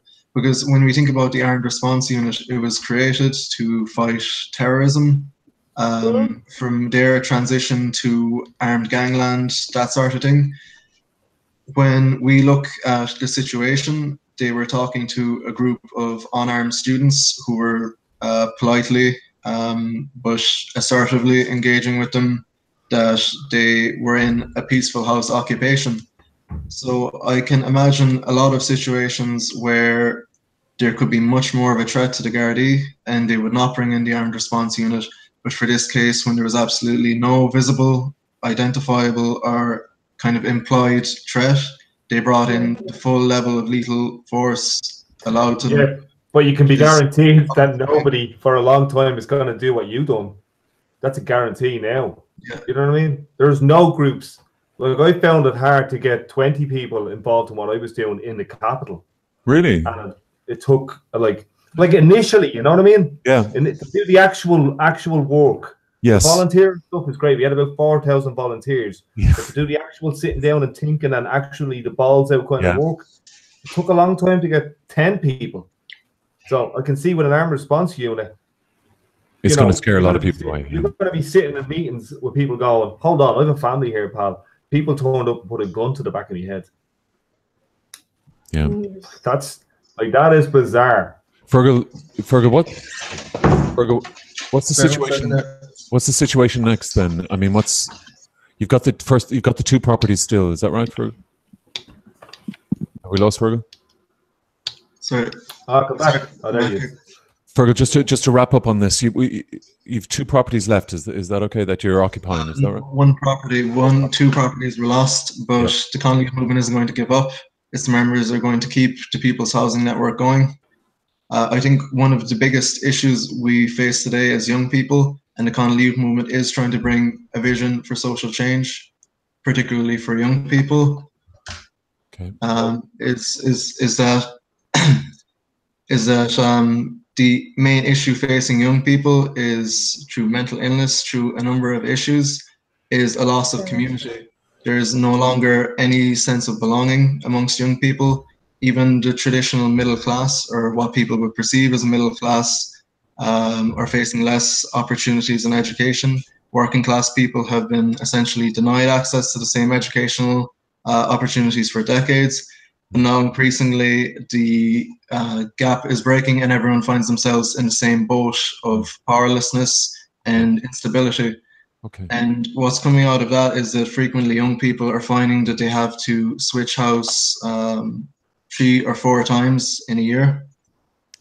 Yeah. And the result of that is that they can't set down roots. Okay. Well, Fergal, thanks so much for coming on. Will you come on maybe next week, the week after, give us an update on what's happening? Absolutely, yeah. We'll be happy to. Maybe do it live from one of the well, actually, John, Neil has just been talking to me there. We might get in touch with you, Fergal, about visiting one of the houses. Okay, great. Thanks. Yeah, absolutely. Yeah, if there's any support I can offer you, just get in touch with me, will you? Because it's tough what you're doing. Well done. And Dean, I'd love to talk to you about your own personal experiences, and as you say, like after these kind of events where you're like the social media, everything is on, and it's how you kind of recover after that, isn't it? It's something we were talking about earlier. Or we'll be talking about in a minute. Is Gemma O'Doherty's speech? I don't know if you read it from last week. She gave a speech at a summer school, and talking about the trauma of like when you're in the public eye and when you're thrust into it like you were, Dean. I mean, it does funny things to you. Yeah, like it's like a war. It's like time stands still for a number of days, a number of weeks. All the reference points you had, unless you have a really strong group around you, all the reference points you have fall away. There is a certain power buzz off it as well, which you just need to remind yourself and ask your friends to remind you, to ground you.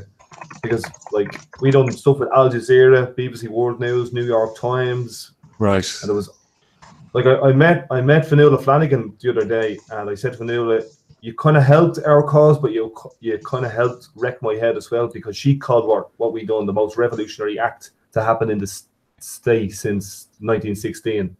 That's a lot of pressure.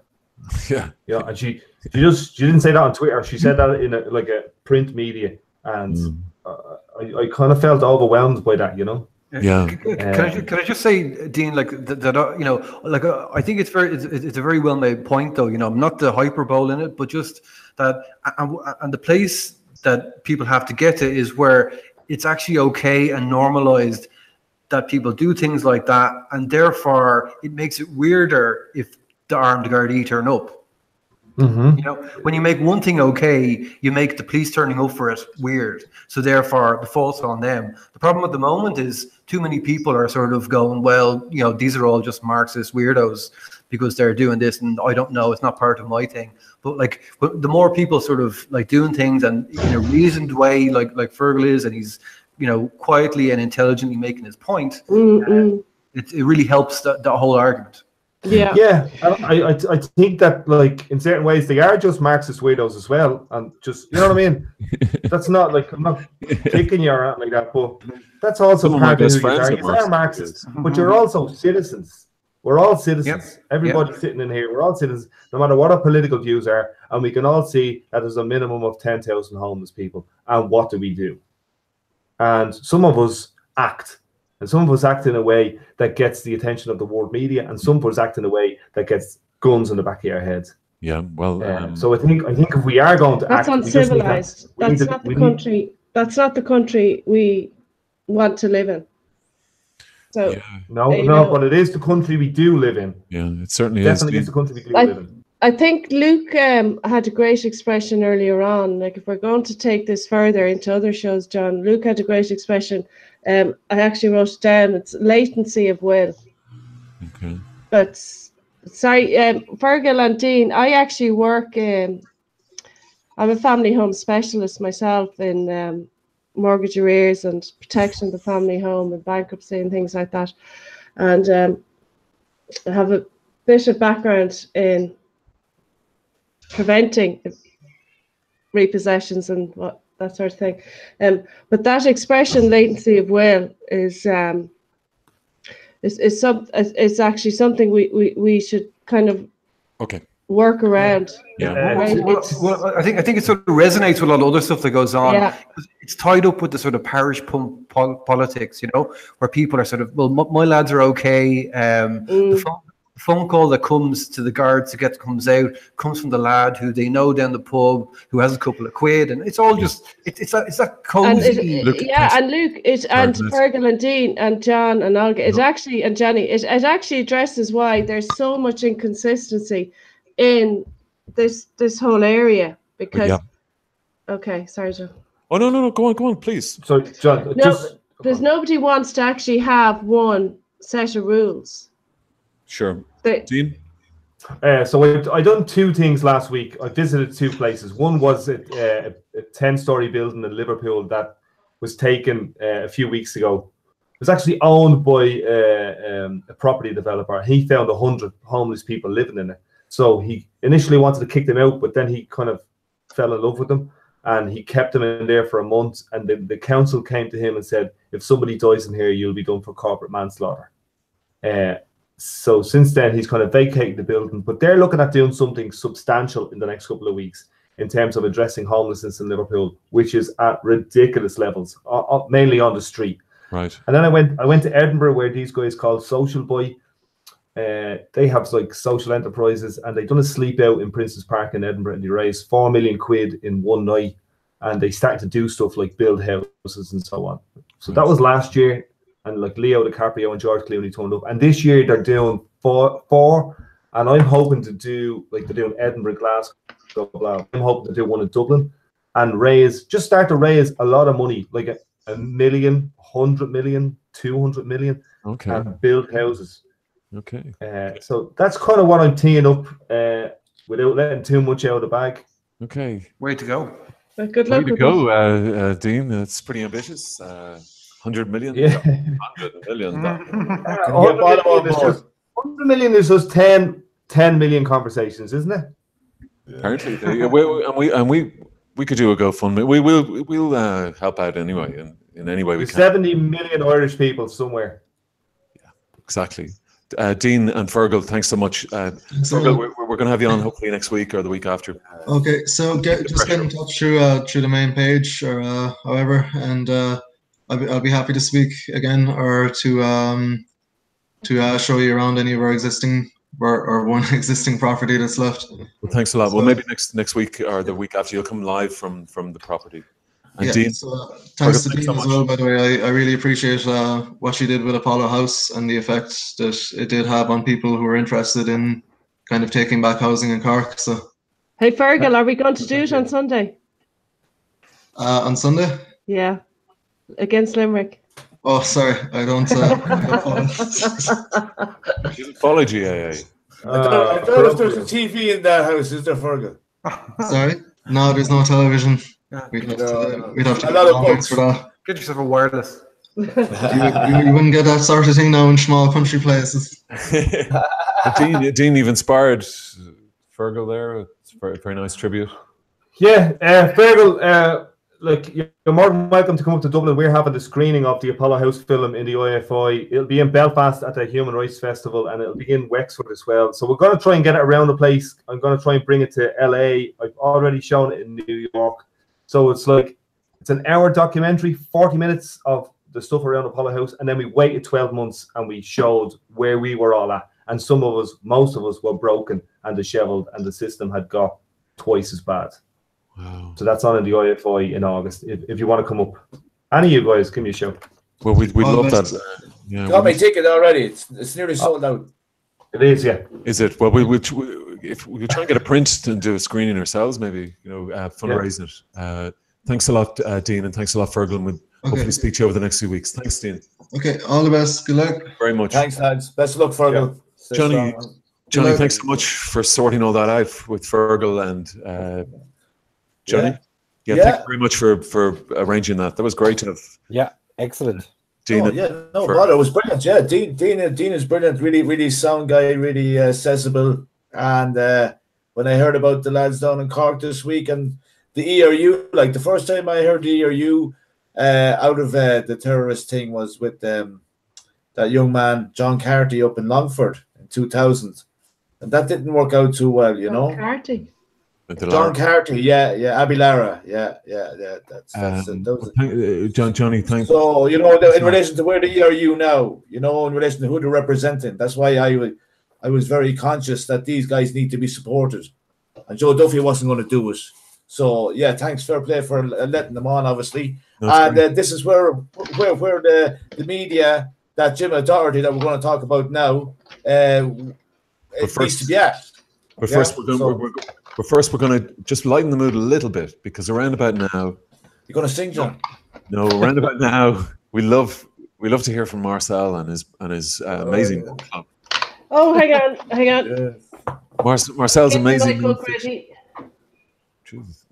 Marcel's amazing non-fiction book club. Marcel, take it away. So, did everyone prepare a book? Yes.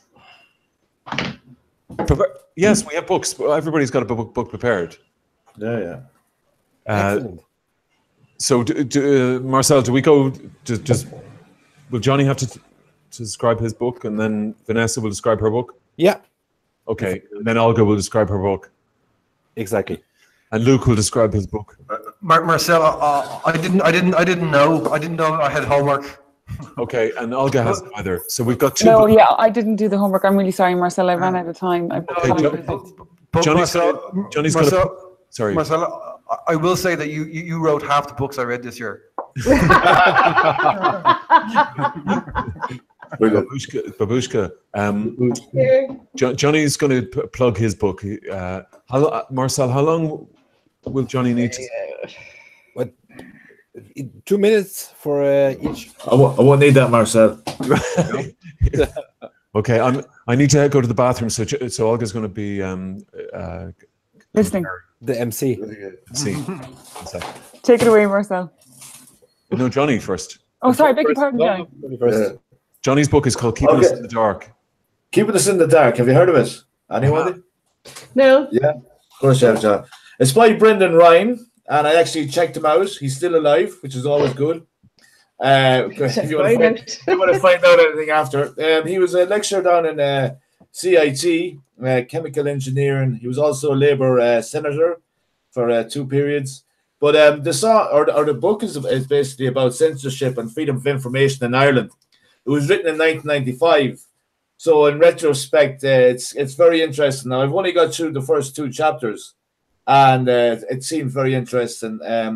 in relation to FOI, freedom of information, and just basically how the departments have stacked up. And it's great because it was written in 1995, and we can look at from 23 years on. The light isn't great here anyway, but I don't think there's any need for me to read anything about it, is there? You kind of get that already? I don't want to be really kind of hitting it over your head, but it is. Does he just explain how difficult it is, or how few people use FOI legislation to get stories or ask questions, or people don't know that they can ask questions? Or does he say the Irish situation is good or bad relative to the rest of the world? Or well, it's kind of like, just I suppose the back cover kind of sums up in relation to what you're going to be getting yourself in for. It's keeping in the dark. Takes a hard look at the excessive levels of secrecy in Ireland, levels of which allows powers, groups, and individuals protect themselves from being fully accountable for their actions. In this wide-ranging book, Brendan Ryan looks at the sorry, the light isn't great here. My eyesight isn't fantastic at the moment. All aspects of government, national and local, private and state-sponsored business, the media establishment, financial and credit institutions, and professions, among others. He examines the strengths and weaknesses of freedom of information legislation in other countries and concludes that freedom of access to information must be accompanied by a new and revolutionary regime of openness in the way the state and corporate sectors do their business. And the author, Brendan Ryan, is a lecturer, writer, and commentator, and was a senator from 1981 to 1993. He remains the only person to have introduced freedom of information in the Oireachtas. At present, he teaches chemical engineering in Cork, RTC, where he is involved in European-funded research to update and clean technology in the Irish industry. Sorry about that, lads. Did you understand that? Well, that was 1995, right? So, in relation to who exactly is running the country, really, it's a perspective from that, and it would be great to see exactly how far we've moved on, if at all, in relation to secrecy. Sorry, Olga. I was going to say we've probably moved on a little bit in the terms of legislation, but I don't. Not perfect. And actually, just to say, it was something that just in that Danielle, the school for Danielle Carroll, or the Danielle Carroll summer school last week, it was a point that FOI legislation came up briefly in a speech given by Dr. Maeve O'Rourke, who worked with the Magdalen Laundry, the women who were in Magdalen Laundries for justice for them for years. And her point was that, she just made the point briefly, but she pointed out that a lot of records in relation to, let's say, the Magdalen Laundries and other commissions of investigation, when it looks at institutional abuse and incarceration and all the rest, are outside the remit of FOI legislation. So it's not perfect by any stretch. Yeah. So there you go. Ken Fox is a journalist who does really good work with FOI legislation. I suppose one of the things is that, like, it's not so long ago we didn't have FOI, so it's we should be happy we have it. We have to wait till the archives opened up. Yeah, 30 years. Yeah, which is a racket anyway. Step forward anyway. Yeah, that was really interesting, Olga. Thanks, Johnny. Your summer school. Johnny, one other question. Whose book is next? Oh, sorry, Lukey, you don't have a book, no. Sorry, Johnny, one other question. Do you have new curtains? Yeah, well, I have them a while, Luke. I thought a great designer like yourself would have done. The Orla Kiley sort of foliage works well with the sunflowers. Is that an original Van Gogh there behind you? Yeah, is that what it is? Is it? That's an original Van Gogh. Yeah. Okay. My ear is hanging out. Very impressed. I'm out of taste. I don't get this. I asked my wife, "What's the story?" This woman designed these colors. This is completely out of a 70s show. You know, so I don't know a woman putting her name to a style that was there in the 70s. But anyway, whatever sells. Yeah, I think it's nice, retro, you know, and like an Irish woman that has done very well internationally and sort of has, you know, done us proud, I think. Yeah. So who's up next with the book? It's Vanessa. Vanessa. I go last. Right. Well, I shortlisted a good few books, right? I was going to do this one just to wind you up. Okay, it's the first ever kind of history of the GA. Who's that hipster? That might explain an awful lot, actually. Okay. Yeah, but it was written before the centenary, give you something. But in the end, I kind of decided to go with this book. You can see it in the backdrop. Maybe you can see it closer there, right? About 10 years ago, I don't know if you know Jack White's on the N11 heading to Wexford.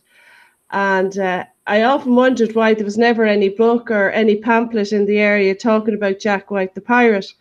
And there was never anything around. There was like little notes or little remarks and tourist information. And I remember the teenager was very young at the time, and I was saying, I was kind of saying, why isn't there anything like that around? And she goes, you think there'd be something? And she goes, why don't you write it? So I started researching the pirate Jack White, and suddenly within weeks, people were contacting me with information and books about pirates, and I discovered a whole Irish connection with pirates. And this book was given to me, and it is nonfiction, and it is it is an Irish publisher. It is about, you may not know this, but it refers to the sack of Baltimore, a group of pirates, well, actually highly trained elite troopers, stormtroopers from the Turkish Ottoman Empire, stormed Baltimore and took a number of villagers away into the slave trade. That was very popular, wasn't it? It was very, very popular way of making money by the North Africans used to. Yeah, but they never came to Ireland, and they never. It was normally Ireland at the time was part of couldn't pay a ransom under James I, right? And they were more likely to go to North Africa to kidnap slaves to bring back to sell from UK ports. But in this case, okay, in this story, the sack of Baltimore, and it was the 20th of June, 1631, and it was, they came to Baltimore. At the time, Baltimore was settled by pilgrims from Cornwall, and the people, they were taken away and brought to North Africa, Algeria, that whole Barbary coast. Now, I'm not going to give you too much information, but it reads like fiction, but it's not. There are a number of conspiracies in there. There is a secret agent that dresses as a Moor and travels across North Africa to do a deal. The man that led the raid for the Turkish Ottoman Empire was, I'm going to read it out from my notes, actually, everybody, because I know I'll get his name wrong. His name was Moret Reyes. That was like the leader, okay? But he was actually born Jan Jansen in Holland, and he got converted and he left behind a family. And his sons from Holland went to America themselves and became very established in Manhattan. And there's a great connection in the book. Some of the people that were taken by these pirates in Baltimore, they settled into Algiers, and some of them came back. Some of them made lives for themselves there. Some of them were slaves. Some of them became literally princes themselves. But I'm going to give you the name of a man, Richard Joyce. And Richard Joyce was he was enslaved to a jeweler in Algiers. And Richard Joyce is the man that designed or came up with the Cladder ring. Yeah. And all these stories are in this book. Okay. Stolen Village. Yeah. It's very interesting. Sorry. There's two different conspiracies in there, so I won't say too much other than at the time, Baltimore, prior to this group settling there, it was derelict pretty much because there was one too many Spanish invasions that they didn't really do well in. And they acquired, or they leased the town of Baltimore, these settlers, from Fineen O'Driscoll, who was like the local chieftain and a bit of a rogue himself, and they were pretty much not a million miles away from piracy themselves. Okay. And so that whole conspiracy that there was kind of a bit of disgruntlement as to why the Turks came here to take this village out. But all those stories about the different people that were taken are in this book. They're okay. So, and it's called The Stolen Village. Yeah, The Baltimore and Barbary Pirates, and it's by Des Eakin, who I'm told is an editor in the Sunday World. Yeah, he's a journalist. Johnny, your book is They Like to Keep Us in the Dark. Yeah, by Brendan Ryan.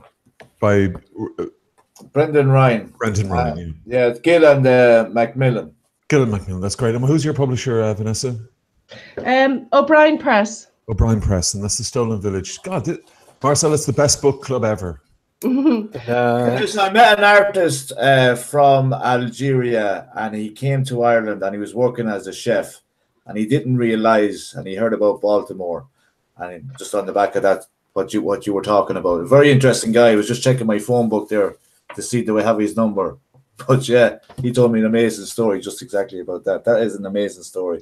But there's just in the book, for viewers, there's like loads of different stories in there of each character, and not even character. This is all fact, and it is written in a lovely, gentle way that it reads like a fiction. But the amount of people in it, the amount of stories in it, the conspiracies in it, the characters that were actually real, the whole fact that the Brit state, who had a man of war ship nearby but never chased down. Right.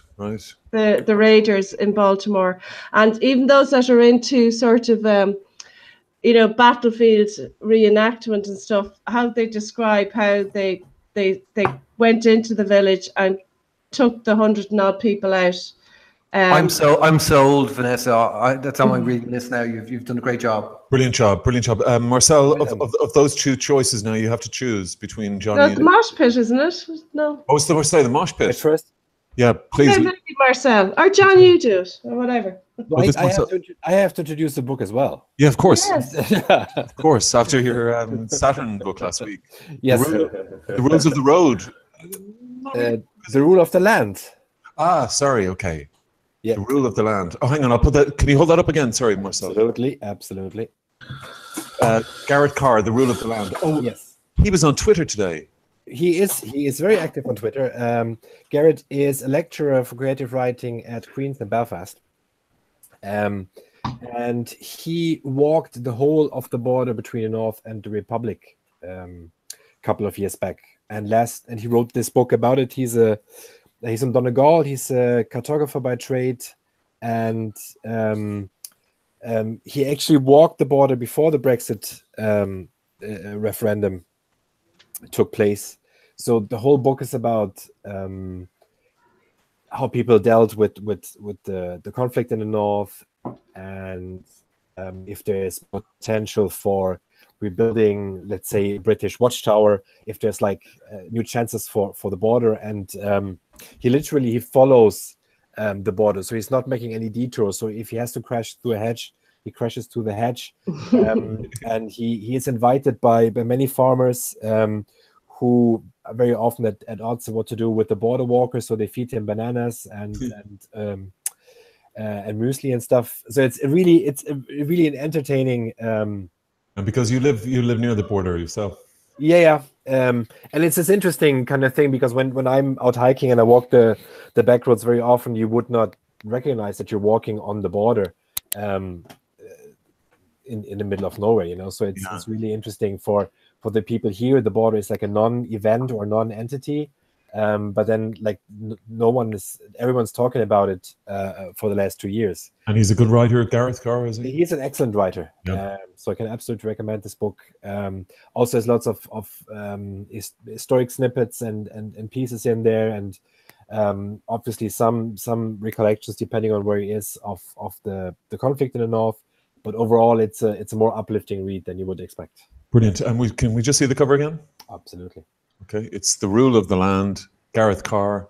I think Colm Tóibín did a similar exercise. He walked the border maybe 20 years ago. Yeah, after the Good Friday Agreement. After the Good, right.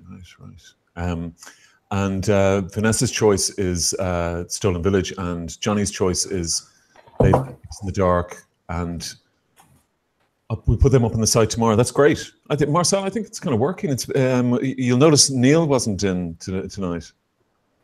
I'm not holding it against him. Well, I think his absence speaks volumes. I understand that having signed a non-aggression pact, you backed down on that, and then no, it was just banter. Anyway, he's gone. Sorry, John, do you mind if about this book?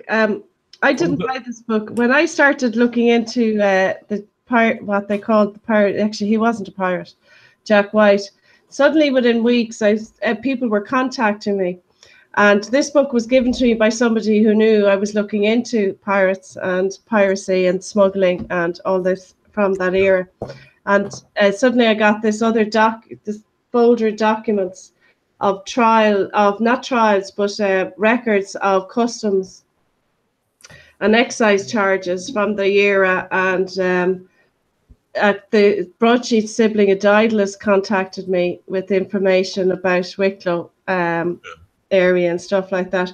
And this book was actually given to me by somebody who'd heard I was looking into it.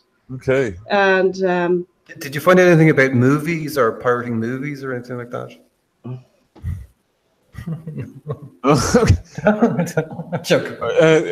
Vanessa. Well, I tell you what I do know. I discovered Anne Bonny, the pirate, the vicious pirate. Will you talk from about Grace O'Malley the next time? Yeah, Grace O'Malley. Can we move on? I'd love to sort of talk about this, but Marcel, I think you're going to have to curb the slot a little bit. Yes. In terms of time, we're going to have to work out some because Neil, it only takes Neil about 10 minutes, to do the movies, 3 movies. Anyway, an egg timer for everyone. Yeah. Well, actually, great. Marcel, thanks so much. I spoke to. Nice one, Marcel. Good idea. We were talking. Neil was slagging off Mamma Mia 2 last week. Yes. Well, I arrived down the site on Friday, either Friday or Saturday, and met a guy, and I stopped and was talking to him, and he's a friend of mine, Richie. He's fabulous kite surfer, fabulous windsurfer.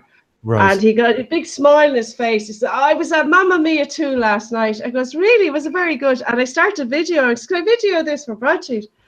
He said, I laughed, I cried, I sang, I danced. It was fucking brilliant. Brilliant.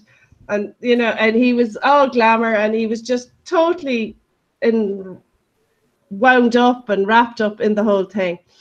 And so, Neil, if you're watching, it may not be as bad as you think, or maybe it is. But that's my report back. Oh, brilliant. Well, I hope you still got it on camera, yeah? I do, but I looked at it and then I goes, God, that looks shit. Oh, fair enough. Not to worry. Thanks so much, Vanessa, and thanks, Johnny, and thanks Marcel. What a fantastic new slot. If I was Neil, I'd be worried, but I'm not. It's entertainment. This should sit side by side, I think, John. I'm not sure. Yeah, but it's probably a month one, though. Alternate. Well, this has surely been a memorable book club tonight. Who's book one, by the way? Oh, we're all winners. We have to read this, lads. This is the one we have to read for information, if not entertainment. We do, and then for entertainment, we'll go to Vanessa's Stolen Village, and then for little border purposes, yeah. Yeah, more. He wants us to start walking. Yeah. So Brexit, FOIs, and pirates. Newspapers and folks. And Olga, hello Olga, welcome. How's it going? How are you? Sorry, Marcel, I apologise for not having a book this week. Next time. Next time. And I had to leave because there was this buzzing thing, gigantic insects buzzing above me. It freaked me out. I'm not very good with insects, with giant insects. So I had to move. Anyway, that's just explain. They expand in the heat, apparently. Those. Yes. Like many things. Vanessa was telling me that. No, John, you were showing me. The papers, I think I posted them about 20 minutes ago or 25 minutes ago. I was just wondering if we could just go through maybe the covers. I don't know if you can share them with the. Yeah, just 2 seconds. Sorry. Luke is kind of sulking because he didn't read a book this week. He didn't do his homework. If you want, I can show you. I can show you a picture I did later. No, please. No, Luke, we're just disappointed. I think. I wasn't in. Yeah, you hadn't time to paint. To show us your painting. The dog ate my homework notebook. Okay, this is sorry. So this is the Examiner. Mary Morrissey, can I afford not to quit Facebook?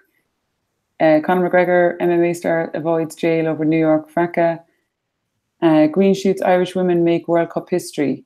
Vanessa, do you know what that's about? No, I'm going to find out now. Oh, I thought you were well up on the. Oh, fair enough. That's okay. Johnny, you're the journalist. You're the news site. Must I'm be the mere account. Must be a busy day for you. That's grand. It was a busy day, John. I do work. The main story there is Garda alarm of child sex dolls found. Dolls uncovered in searches of 31 premises for child porn. So there was these raids on this week. What was it called? Operation Catch or something? Catch. Yeah, and so that's what that's about. There's a couple there. They just got married. Patrick Russell and Melanie. So they skydived from a hot air balloon, saying their vows. Okay. On the right there, 5K for trans male refused a haircut. A transgender man who received $5,000 after being discriminated in a barber shop said yesterday he was absolutely thrilled with the outcome. Lee McLaughlin, who's 26, lives from Walkinstown, Dublin. He was refused a short back and sides after a staff member at Charlie's Barbers in Dublin said, "We don't cut ladies' hair, I'm sorry." Oh. And the story down there, this is Ruth Morrissey, "Mommy, please don't die, don't leave me." So this is a woman who has cervical cancer, and she's suing over alleged misdiagnosis. So that's another case, another woman, Ruth Morrissey. Olga, you were going through the pending cases in the cervical check. I was just looking it up on the High Court, just on the court website to see, and there are more. I mean, we know that there are, number of women, but yeah, you can see who's taking the case against, MedLab or Christ, the different labs that were involved in this, and the HSE. So there'll be more to come, and more, I'm guessing. Ms. Morrissey has, they've said that she may only have less than 2 years to live. So yeah, it's just another of these incredibly, unbelievably sad stories. Yeah, devastating. I think the Times is down there as well. Okay, sorry, I'll just go back to that. So there's the Times. So Ryanair says passengers won't get payouts for cancelled flights. So they're remaining firm. They're not going to give any compensation because they're saying that that these are extraordinary circumstances. But I don't think that that's been accepted by the Commission for Aviation Regulation or the group that oversees it. So there's a battle ahead there. Yeah. I have a funny feeling. I think Ryanair will be a different company by next year. You've said this, haven't you, John? I've been saying it for a while. I can't see. I think it probably needs a new change of figurehead. Oh yeah. But the problem is, you see, unavailable.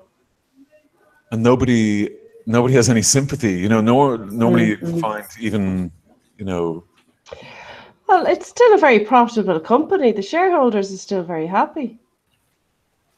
Yeah, well, I'd watch that space, Vanessa, very closely. So he's given them, what you call it, he's sacking them in an indirect way in November, is it? Redundancies.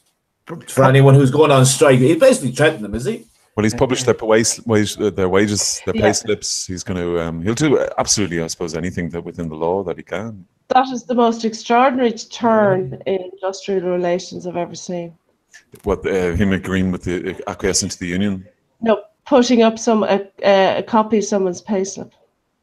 Well, I know it's redacted, but I suppose I've never seen that. Like he's trying to tell them that he's willing to do anything, and I think that's, you know, sort of, that's what he'll do. That's why maybe there is maybe a sort of a need for some sort of change, because he seems so pig-headed. And I mean, it has been the most successful Irish company over the last 10 years consistently. You know, he's done, you know, the company has done phenomenally well. But you know, it seems his ego has grown with it. Yeah. Wow. He's shown them who's boss. Sorry. Okay, Olga. Yeah. So the mystery of the women, because it's the Irish women's hockey team. So they've qualified for the World Cup quarterfinals for the first time, beating India 1-0 in London today. Oh, that's fantastic. So they still have to play England in the group stages. It says, Ireland, who still have to play England in the group stages to top their poll. So there you go. Right. Brilliant. And I imagine India will be a very good, serious player of the hockey. You know? Well, I don't follow hockey, but I imagine India has a much bigger population to pick from. Thanks, Vanessa. You know, and like a lot of interest as well. It'll be an important sport in India as well. Yeah, very important. Very important. They like their sticks over there. They do. They're very good with them. And I think the Sun is there. Is it? The Sun is there. I think so it's about McGregor. So basically, he got this plea deal, and he's had 5 days community service, so he's cleared to fight. So that's the headline. Sorry, I'll go back. Mac in the game. Yeah. So he's cleared to fight again, and he's got 5 days community service. There you go. He's sorted. And he's also got to do anger management classes as well. Oh, yeah, that's hilarious. Yeah. He has to apologize to the bus. Put that YouTube. Sorry, Luke. Sorry, great. The Pope fever is growing. Is beginning of Marcel, are you? That's a good tag there, Olga, on the Sun. Yes, we Vatican. Yes, we Vatican. I was going to say, Marcel, I suppose the real Pope Ratzinger for you is he never got to Ireland. Well, maybe it's good, isn't it? Okay. Sorry, I'm just having a dig. I don't know why. Well said, Marcel. But I personally prefer the current Pope to the Emperor from Star Wars. Oh, okay. Well, we've really ran out of time. We were going to talk about Gemma's speech, Gemma O'Doherty's speech at the Daniel Carroll Summer School. I imagine after the speech and then the comment after it, there was a lot to discuss, Olga, but it's a pity we're kind of running out of time here. I didn't see the comments, John. What was in there that had to be blocked, or why was it suspended? Well, here's the situation. The Daniel Carroll Summer School was essentially, it was named after a young mother who died while homeless, and I think the theme of the day was, how do we treat with vulnerable women? I think how are vulnerable women treated, and but also how to get voices. Yeah, how to get their voices out there. Yeah, but I thought the irony as regards Gemma was that, like, irrespective of who she is or what she does, or if she annoys you or you don't like her journalism or anything like that, she described herself as a pariah in her industry, and her industry being journalism, and she's also a pariah with the guards, and I can't think of anybody more vulnerable in terms of her place in kind of society. She's got the guards loathing her for what she's done or what she said or what she's written, and now she has journalists, going on Twitter saying she's an appalling fantasist and kind of privately briefing us and negatively briefing exactly what they were doing with Maurice McCabe. So they're saying the broadsheet was negatively briefed? No. I think there's confusion there, sorry. Yeah, sorry, I read the speech, but I'm asking why were the comments suspended? Because I didn't see the comments. No, I'm not actually talking about the comments. I'm just sort of saying about the speech in general and about Gemma and the situation.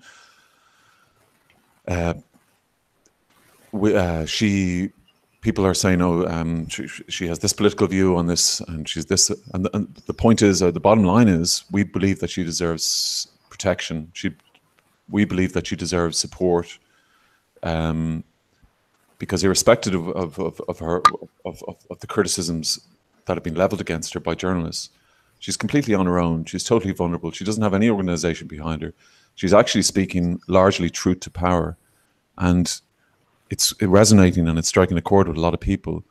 She's been totally ignored by her industry, or if she's not been ignored, she's just been completely insulted. I don't know. What she feels like. I don't know. Yeah, no, completely. I was there. I was sitting on the stage when it happened, and I'll be completely honest, I felt uncomfortable when Gemma mentioned Kitty's wage. I did feel there was something personal perhaps going on. And she said, she just filled somebody's payroll. No, I'll explain. So there was a morning session at the Daniel Carroll School, and there was an afternoon session. And in the morning, there were several incredible speakers who had loads of really insightful things to say. And many of them mentioned the Irish Times and the property supplement and how that's feeding into a sense of everything is fantastic, we're back, the boom is back. And so people who are homeless, it's a growing number of people feeling more marginalised, and a lot of people who work within the industry, work with people who are homeless, work with women, vulnerable women, especially with single moms who are homeless, are made to feel like they're in a situation because it's their fault, and we're all getting on grand. Why aren't you pulling up your socks and getting on with it? So several people had made the point about the Irish Times and the property porn, and how it's feeding into this sense of, we're all grand now again, and we're just building up for something more. So then in the afternoon, Gemma came, and I don't think Gemma was there for the morning session, so I'm not sure she knew that point had been made. But there had been a discussion, and I was sitting on stage, and so I was there for that. And then at the end, when we had all finished speaking or chatting, Gemma asked a question or wanted to make a point from the audience, and she basically said, look, I'm looking at a property here, it's in Dublin 8, it's 475 grand for a one-bed cottage, and she basically said probably a large chunk of Kitty's salary is now being paid by estate agents. Sitting there, it felt personal. Yeah, it is. But at the same time, it's true, it's true in the sense of, but it came across like Kitty was supposed to be responsible for everything, and I felt that was unfair personally. But the point is that her point about the Irish Times is true, which had been made previously. But anyway, then it got a bit heated because obviously Kitty took it personally, and so there was. She was right. Yeah. But, she's entitled to take it personally. But then, sorry, now, Vanessa. But it was what happened afterwards. Then I think the Twitter and calling her a fantasist, and that got so much traction, and that's when I think it got a bit unfair. It got very unfair. Well, I think it was something of a different order, really, of a different kind of magnitude, because Kitty Holland wouldn't be a regular person on Twitter who would tweet something like that to somebody, for instance. Number one. Number two, particularly to a woman. And number three, the situation seems disproportionate. You know, I think every Irish journalist has to defend the 40-page supplement that's, you know, falls out of the stop it, John. It's a business. It's a business section. It's a business section, and it generates revenue for the company. No, but if it was your business, John, you'd be doing the same thing. No, it generates income for the company. Yeah, no, I appreciate that. And stop. Okay, it's property porn because they glamorize it up. Neither ye are a million of miles away from an industry that touched up and glamorized any other stuff. So, you know, that's the price of a property in Dublin 8. That's the reality. For years you've been telling me, I've been telling you there's Dublin and there's not Dublin.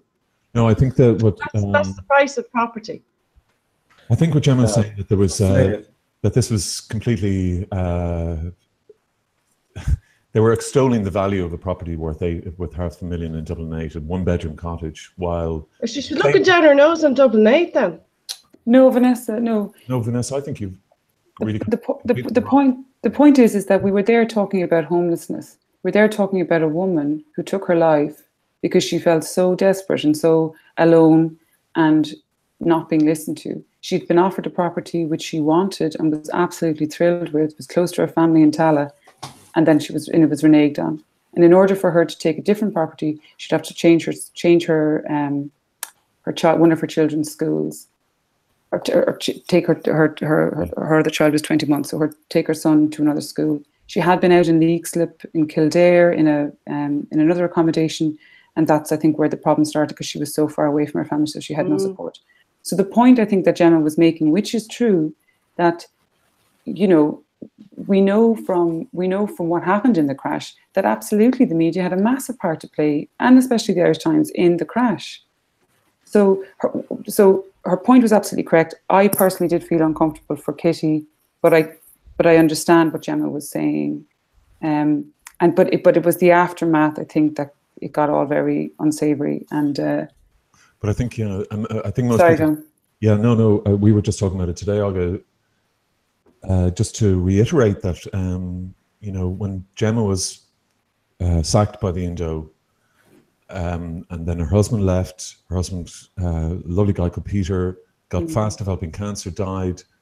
There was no journalist stood up for Gemma ever at any point of the sacking, at any juncture, even on Twitter, there was no support for her.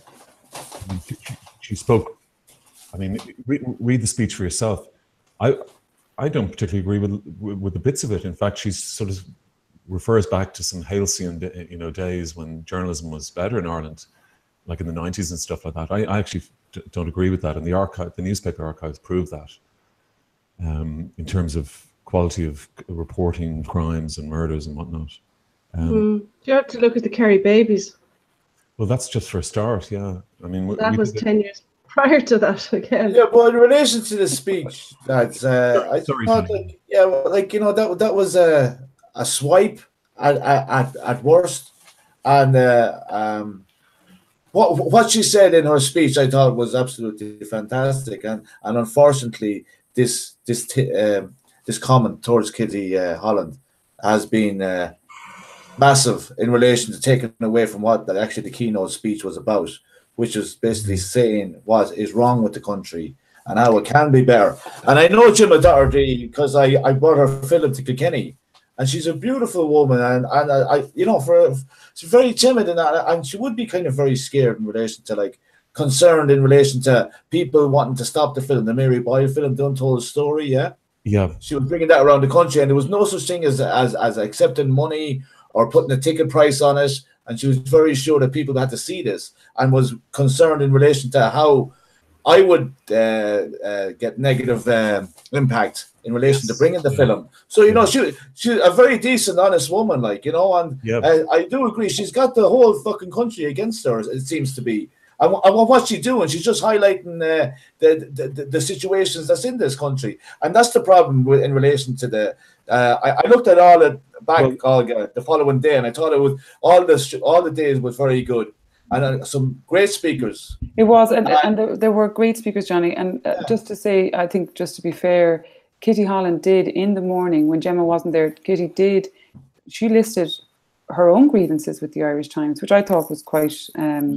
I wasn't expecting it. Perhaps she, and I think in actual fact she says that it's no secret, so that's me told. But she talked about sexism within the Irish Times. She talked how, she will go up to the news desk with an idea for a story, and she says that she'll be treated with an air of skepticism. Whereas and she listed several men, everyone who knows their names, who reads the Irish Times, and they'd be treated differently.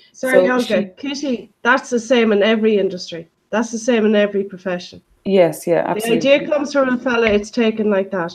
When it comes from a woman, it's pushed back. Yeah, and I suppose I'm just trying to say, I'm just putting that forward because the school, it was all women speaking. It was all women, and I think that was obviously a response to the McGill, and I don't think that's what Mick Hall, who organised it with Fionnuala Killeen, wants the way to go forward. It'll change, but that was just a response after 2 months or whatever after the McGill stuff. But it was a really important point by Kitty, I thought, because you're talking about the paper of record, you're talking about the Irish Times.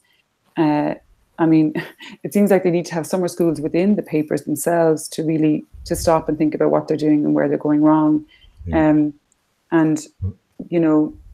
It was unfortunate that what Kitty had said in regards to that didn't get any other exposure either, because I thought that was a very valid, an important point. Yeah.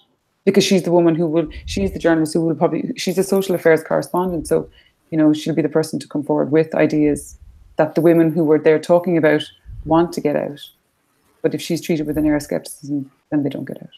Yeah, there is a thing. For instance, Dermot Hayes from Ballyhay Says No is pro-life. John Wilson, former Garda John Wilson, is into stricter immigration controls. It's immaterial what they believe in areas that have no bearing on what we're, what. But that's choice. Connection with the public is. John, Olga, everybody, that's choice. People can choose what way they want to believe. Yeah, that's what equality is. But that makes Gemma less supportable by certain sections of the community, and particularly in journalists. I would think she didn't mince her words there. Like she did call out people, the establishment, in relation to certain cases. Yeah. So she's either right or she's wrong. She didn't. Well, she's not the first either. So no, but let's just say that she, in relation to what she did, it was a serious speech. So it shouldn't be overshadowed by whatever else is overshadowing it. I think that's probably the main issue. But it was a serious speech, but there was zero coverage of it. Broadsheet retweeted it, didn't they? Yeah, but no, what I'm saying is how many were at the event, Olga? I'd say there might have been 70, 80, maybe more, maybe 100. But if you think of any other sort of similar, say Kitty and Gemma would be on Liveline in any other country, to discuss this, to discuss it and expand on it and extrapolate or whatever. But nobody covered it, nobody mentioned it other than in derogatory terms, and we were being negatively briefed since the speech took place. Yeah, and it's funny because I actually listened to the Irish Times podcast, with Hugh Lenihan, and he had on Kitty was on to talk about the Danielle Summer School, and they had Conor Gallagher on because he's at the Gill Summer School, and they talked about the differences, and they talked about but they didn't talk about what Gemma said. They didn't talk about what Gemma said, you see. Yeah. And I thought that was unfortunate. Anyway. Was she blacklisted then? No, it's not just unfortunate, but also Kitty didn't get to talk about what she had mentioned about the Irish Times. So it's a weird. Oh, right, okay. You know what I mean? Like both women didn't get to say, but possibly Kitty wasn't allowed. I don't know. I've no idea. But it seems very tactical there. That's the overshadows. But they didn't discuss the confrontation or the. No, they didn't. No, and in actual fact, it was kind of put to Kitty by a Hugh Lenihan that, you know, it was possibly kind of like a. He didn't use the term echo chamber, but he kind of conveyed the sense that, oh, it was just people listening to each other who were all in agreement. So, you know, I mean, Kitty made the point that because they were kind of saying like, and I suppose the same could be said about McGill and how would they kind of, you know, create a bridge between the two or whichever. But anyway. But anyway, there's a very good gender balance in the end of McGill, actually. Yeah. Sorry, Luke, did you want to get in there? Well, no, I mean, I think the same, I was just going to say the same was said about McGill, wasn't it? No, actually, McGill in the end had a very good balance. Well, I had a very good gender balance at the end. Yeah, whereas there was no balance at that event, from what I could see. Well, yeah. It's a majority it was deliberately unbalanced. McGill, no? Well, yeah, but it came from a constituency where 3 of the 4 seats are filled by women. Yeah, but none of them were invited, by the way. John Mulholland's sexism says it was involuntary. I mean, it was just a simply. I was misogynist more so than sexist. Well, I don't think it was misogynist. I'm sure he loves women. You know, I mean, I don't doubt that. But I mean, it was a unconscious sexism, right? I guess. Inherent. Possible. But Jim Doherty is arguably one of the best journalists in the country right now. So why isn't she on the national airwaves, RTE, for example, to discuss what she is talking about? But we don't even need to discuss the quality. We don't need to discuss the quality of her journalism. It's simply as she describes it, she said herself, she's a pariah within the industry. Yeah. Because she speaks out like this. The problem is, the difficulty is that she's been saying this for a good few years. Yeah. But it's only really now since the Disclosures Tribunal, and anybody who's stuck their head into the Disclosures Tribunal will see that there's something incredibly seriously wrong at the very heart of Irish journalism. She's Gemma is trying to highlight some of that, but rather than actually address any of the stuff that she's raised, they're going after her character and negatively briefing about her journalism. Again, as if like with apropos John Wilson, his views on immigration, as if they've got anything to do with how he was treated, you know.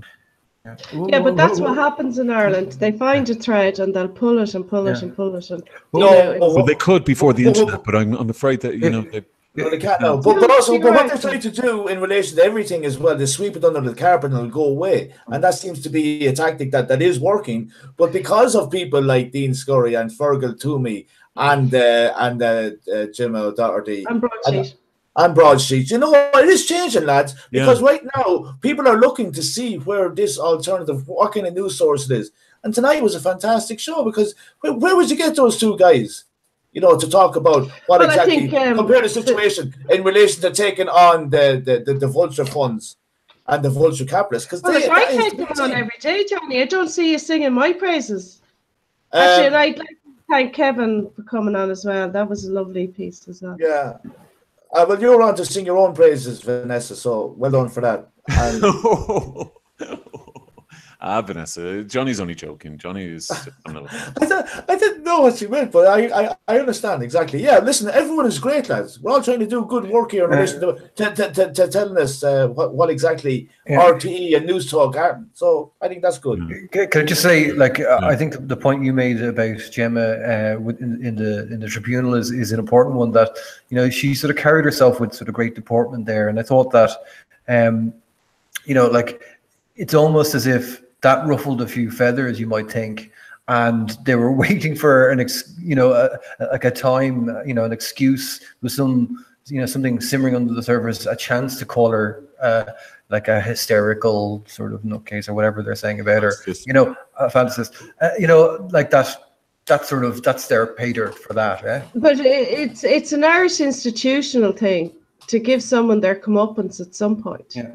Yeah, you know, and of all certainly from what I've read of this module, and I actually paid a lot of attention to this module more so than the other, I think, unintentionally, was that Gemma carried herself off head and shoulders above them all. Maybe Anne Harris as well, I think, did the profession a lot of favours, even though she's retired from it now. You would agree with that? I suppose I'm only repeating what I said last week and the week before, but Gemma did in the tribunal. I suppose it was a rock star, really. Yeah. Olga, just to close on this, the reason that I think things have changed is when, again, if you go through the disclosures tribunal, you realize, particularly if you're a man, that they weren't, just trying to destroy his character. They really were, in a sense, well, for instance, I was at a point where I was going to say, okay, well, here's probably where I'd kill myself at this stage. And men, any man I know, most of them would at that juncture. Absolutely. Because it's if pedophilia is like just so anathema to you, and also the fact that you actually like kids, and all that trust, everything is completely destroyed. But also you're in an organization that are doing that too. So that made me really angry. 1 second, Vanessa. It made me really, really angry, and that's the anger that you hear in Gemma as well. It's the kind of, you know what I mean? And that's what they're scared of, like the journalists at the Irish Times, and they're terrified. I mean, they're scared. These guys are scared of Terry Prone. So what are they going to be when they're scared of a person who is really truly angry, and righteously so, and fearless? Well, are they scared of Terry Prone, or are they scared of Gemma, or are they scared, or are they just scared of themselves being found out? Well, they think they can just, because she's outcast, she's a pariah, it's not good enough that she be cast from paradise. She has to be cast into hell. She has to be she has to be made her life bloody miserable. And probably she's under massive surveillance, probably by the guards, as we know. Because if you fall foul of them, it's not like a bad tweet. It's like you're on your doorstep. So for those reasons, pack mentality, though, Gemma. Yeah. Well, for those reasons, we support Gemma. Yeah. So Come on, Gemma. She's welcome on the show, John, is she? Well, I invited her on tonight, but she's welcome anytime, obviously. Yeah. But a big thank you to celebrity accountant Vanessa Foran, to Olga Cronin from The Sheet, Marcel Kruger. What a book club! Well, two of us. What a book club! I'll get my. John, you never did your book. I will. I'll do it next week. And to Luke Brennan in Porto. Luke, I think we can all agree with the panelists. You've relaxed a lot into yourself, haven't you, since you've arrived in Portugal? Yeah, well, it's sunny climate and all that, Sort of, Hey, we got a sunny climate there, bro. Yeah. But if you look back at the shows we did when we just first met, yeah, you're a different kind of different. Well, I'm probably working less, and I think that's. It's relaxing to work less, right? Well, there's drug deregulation as well. And big thank you to Johnny Keenan. Thank you very much, Johnny. And thanks for arranging for Fergal and Dean Curry to come on earlier. Yeah, it was a pleasure. And a big thank you to Kevin Higgins. Yeah, Kevin Higgins, and we'll have all the links and everything to the Tuams and the survivors and all the groups, and also to the Cork stuff, and also to this Home Sweet Home stuff. So thank you very much. See you on the site. Oh, we're 8 years old. On Saturday. Happy birthday, lads. Who's got the cake? Olga, you were in charge of the cake. Happy birthday. Thank you. Thank you, everybody. I did a book, Marcel did a book, and Johnny did a book. So where's the cake? And they said you wouldn't last 8 hours, lads. Well done. 8 years. Thank you so much. And to another 8 years. Okay. And 75 shows. Well done. Brilliant. Namaste. Thank you very much.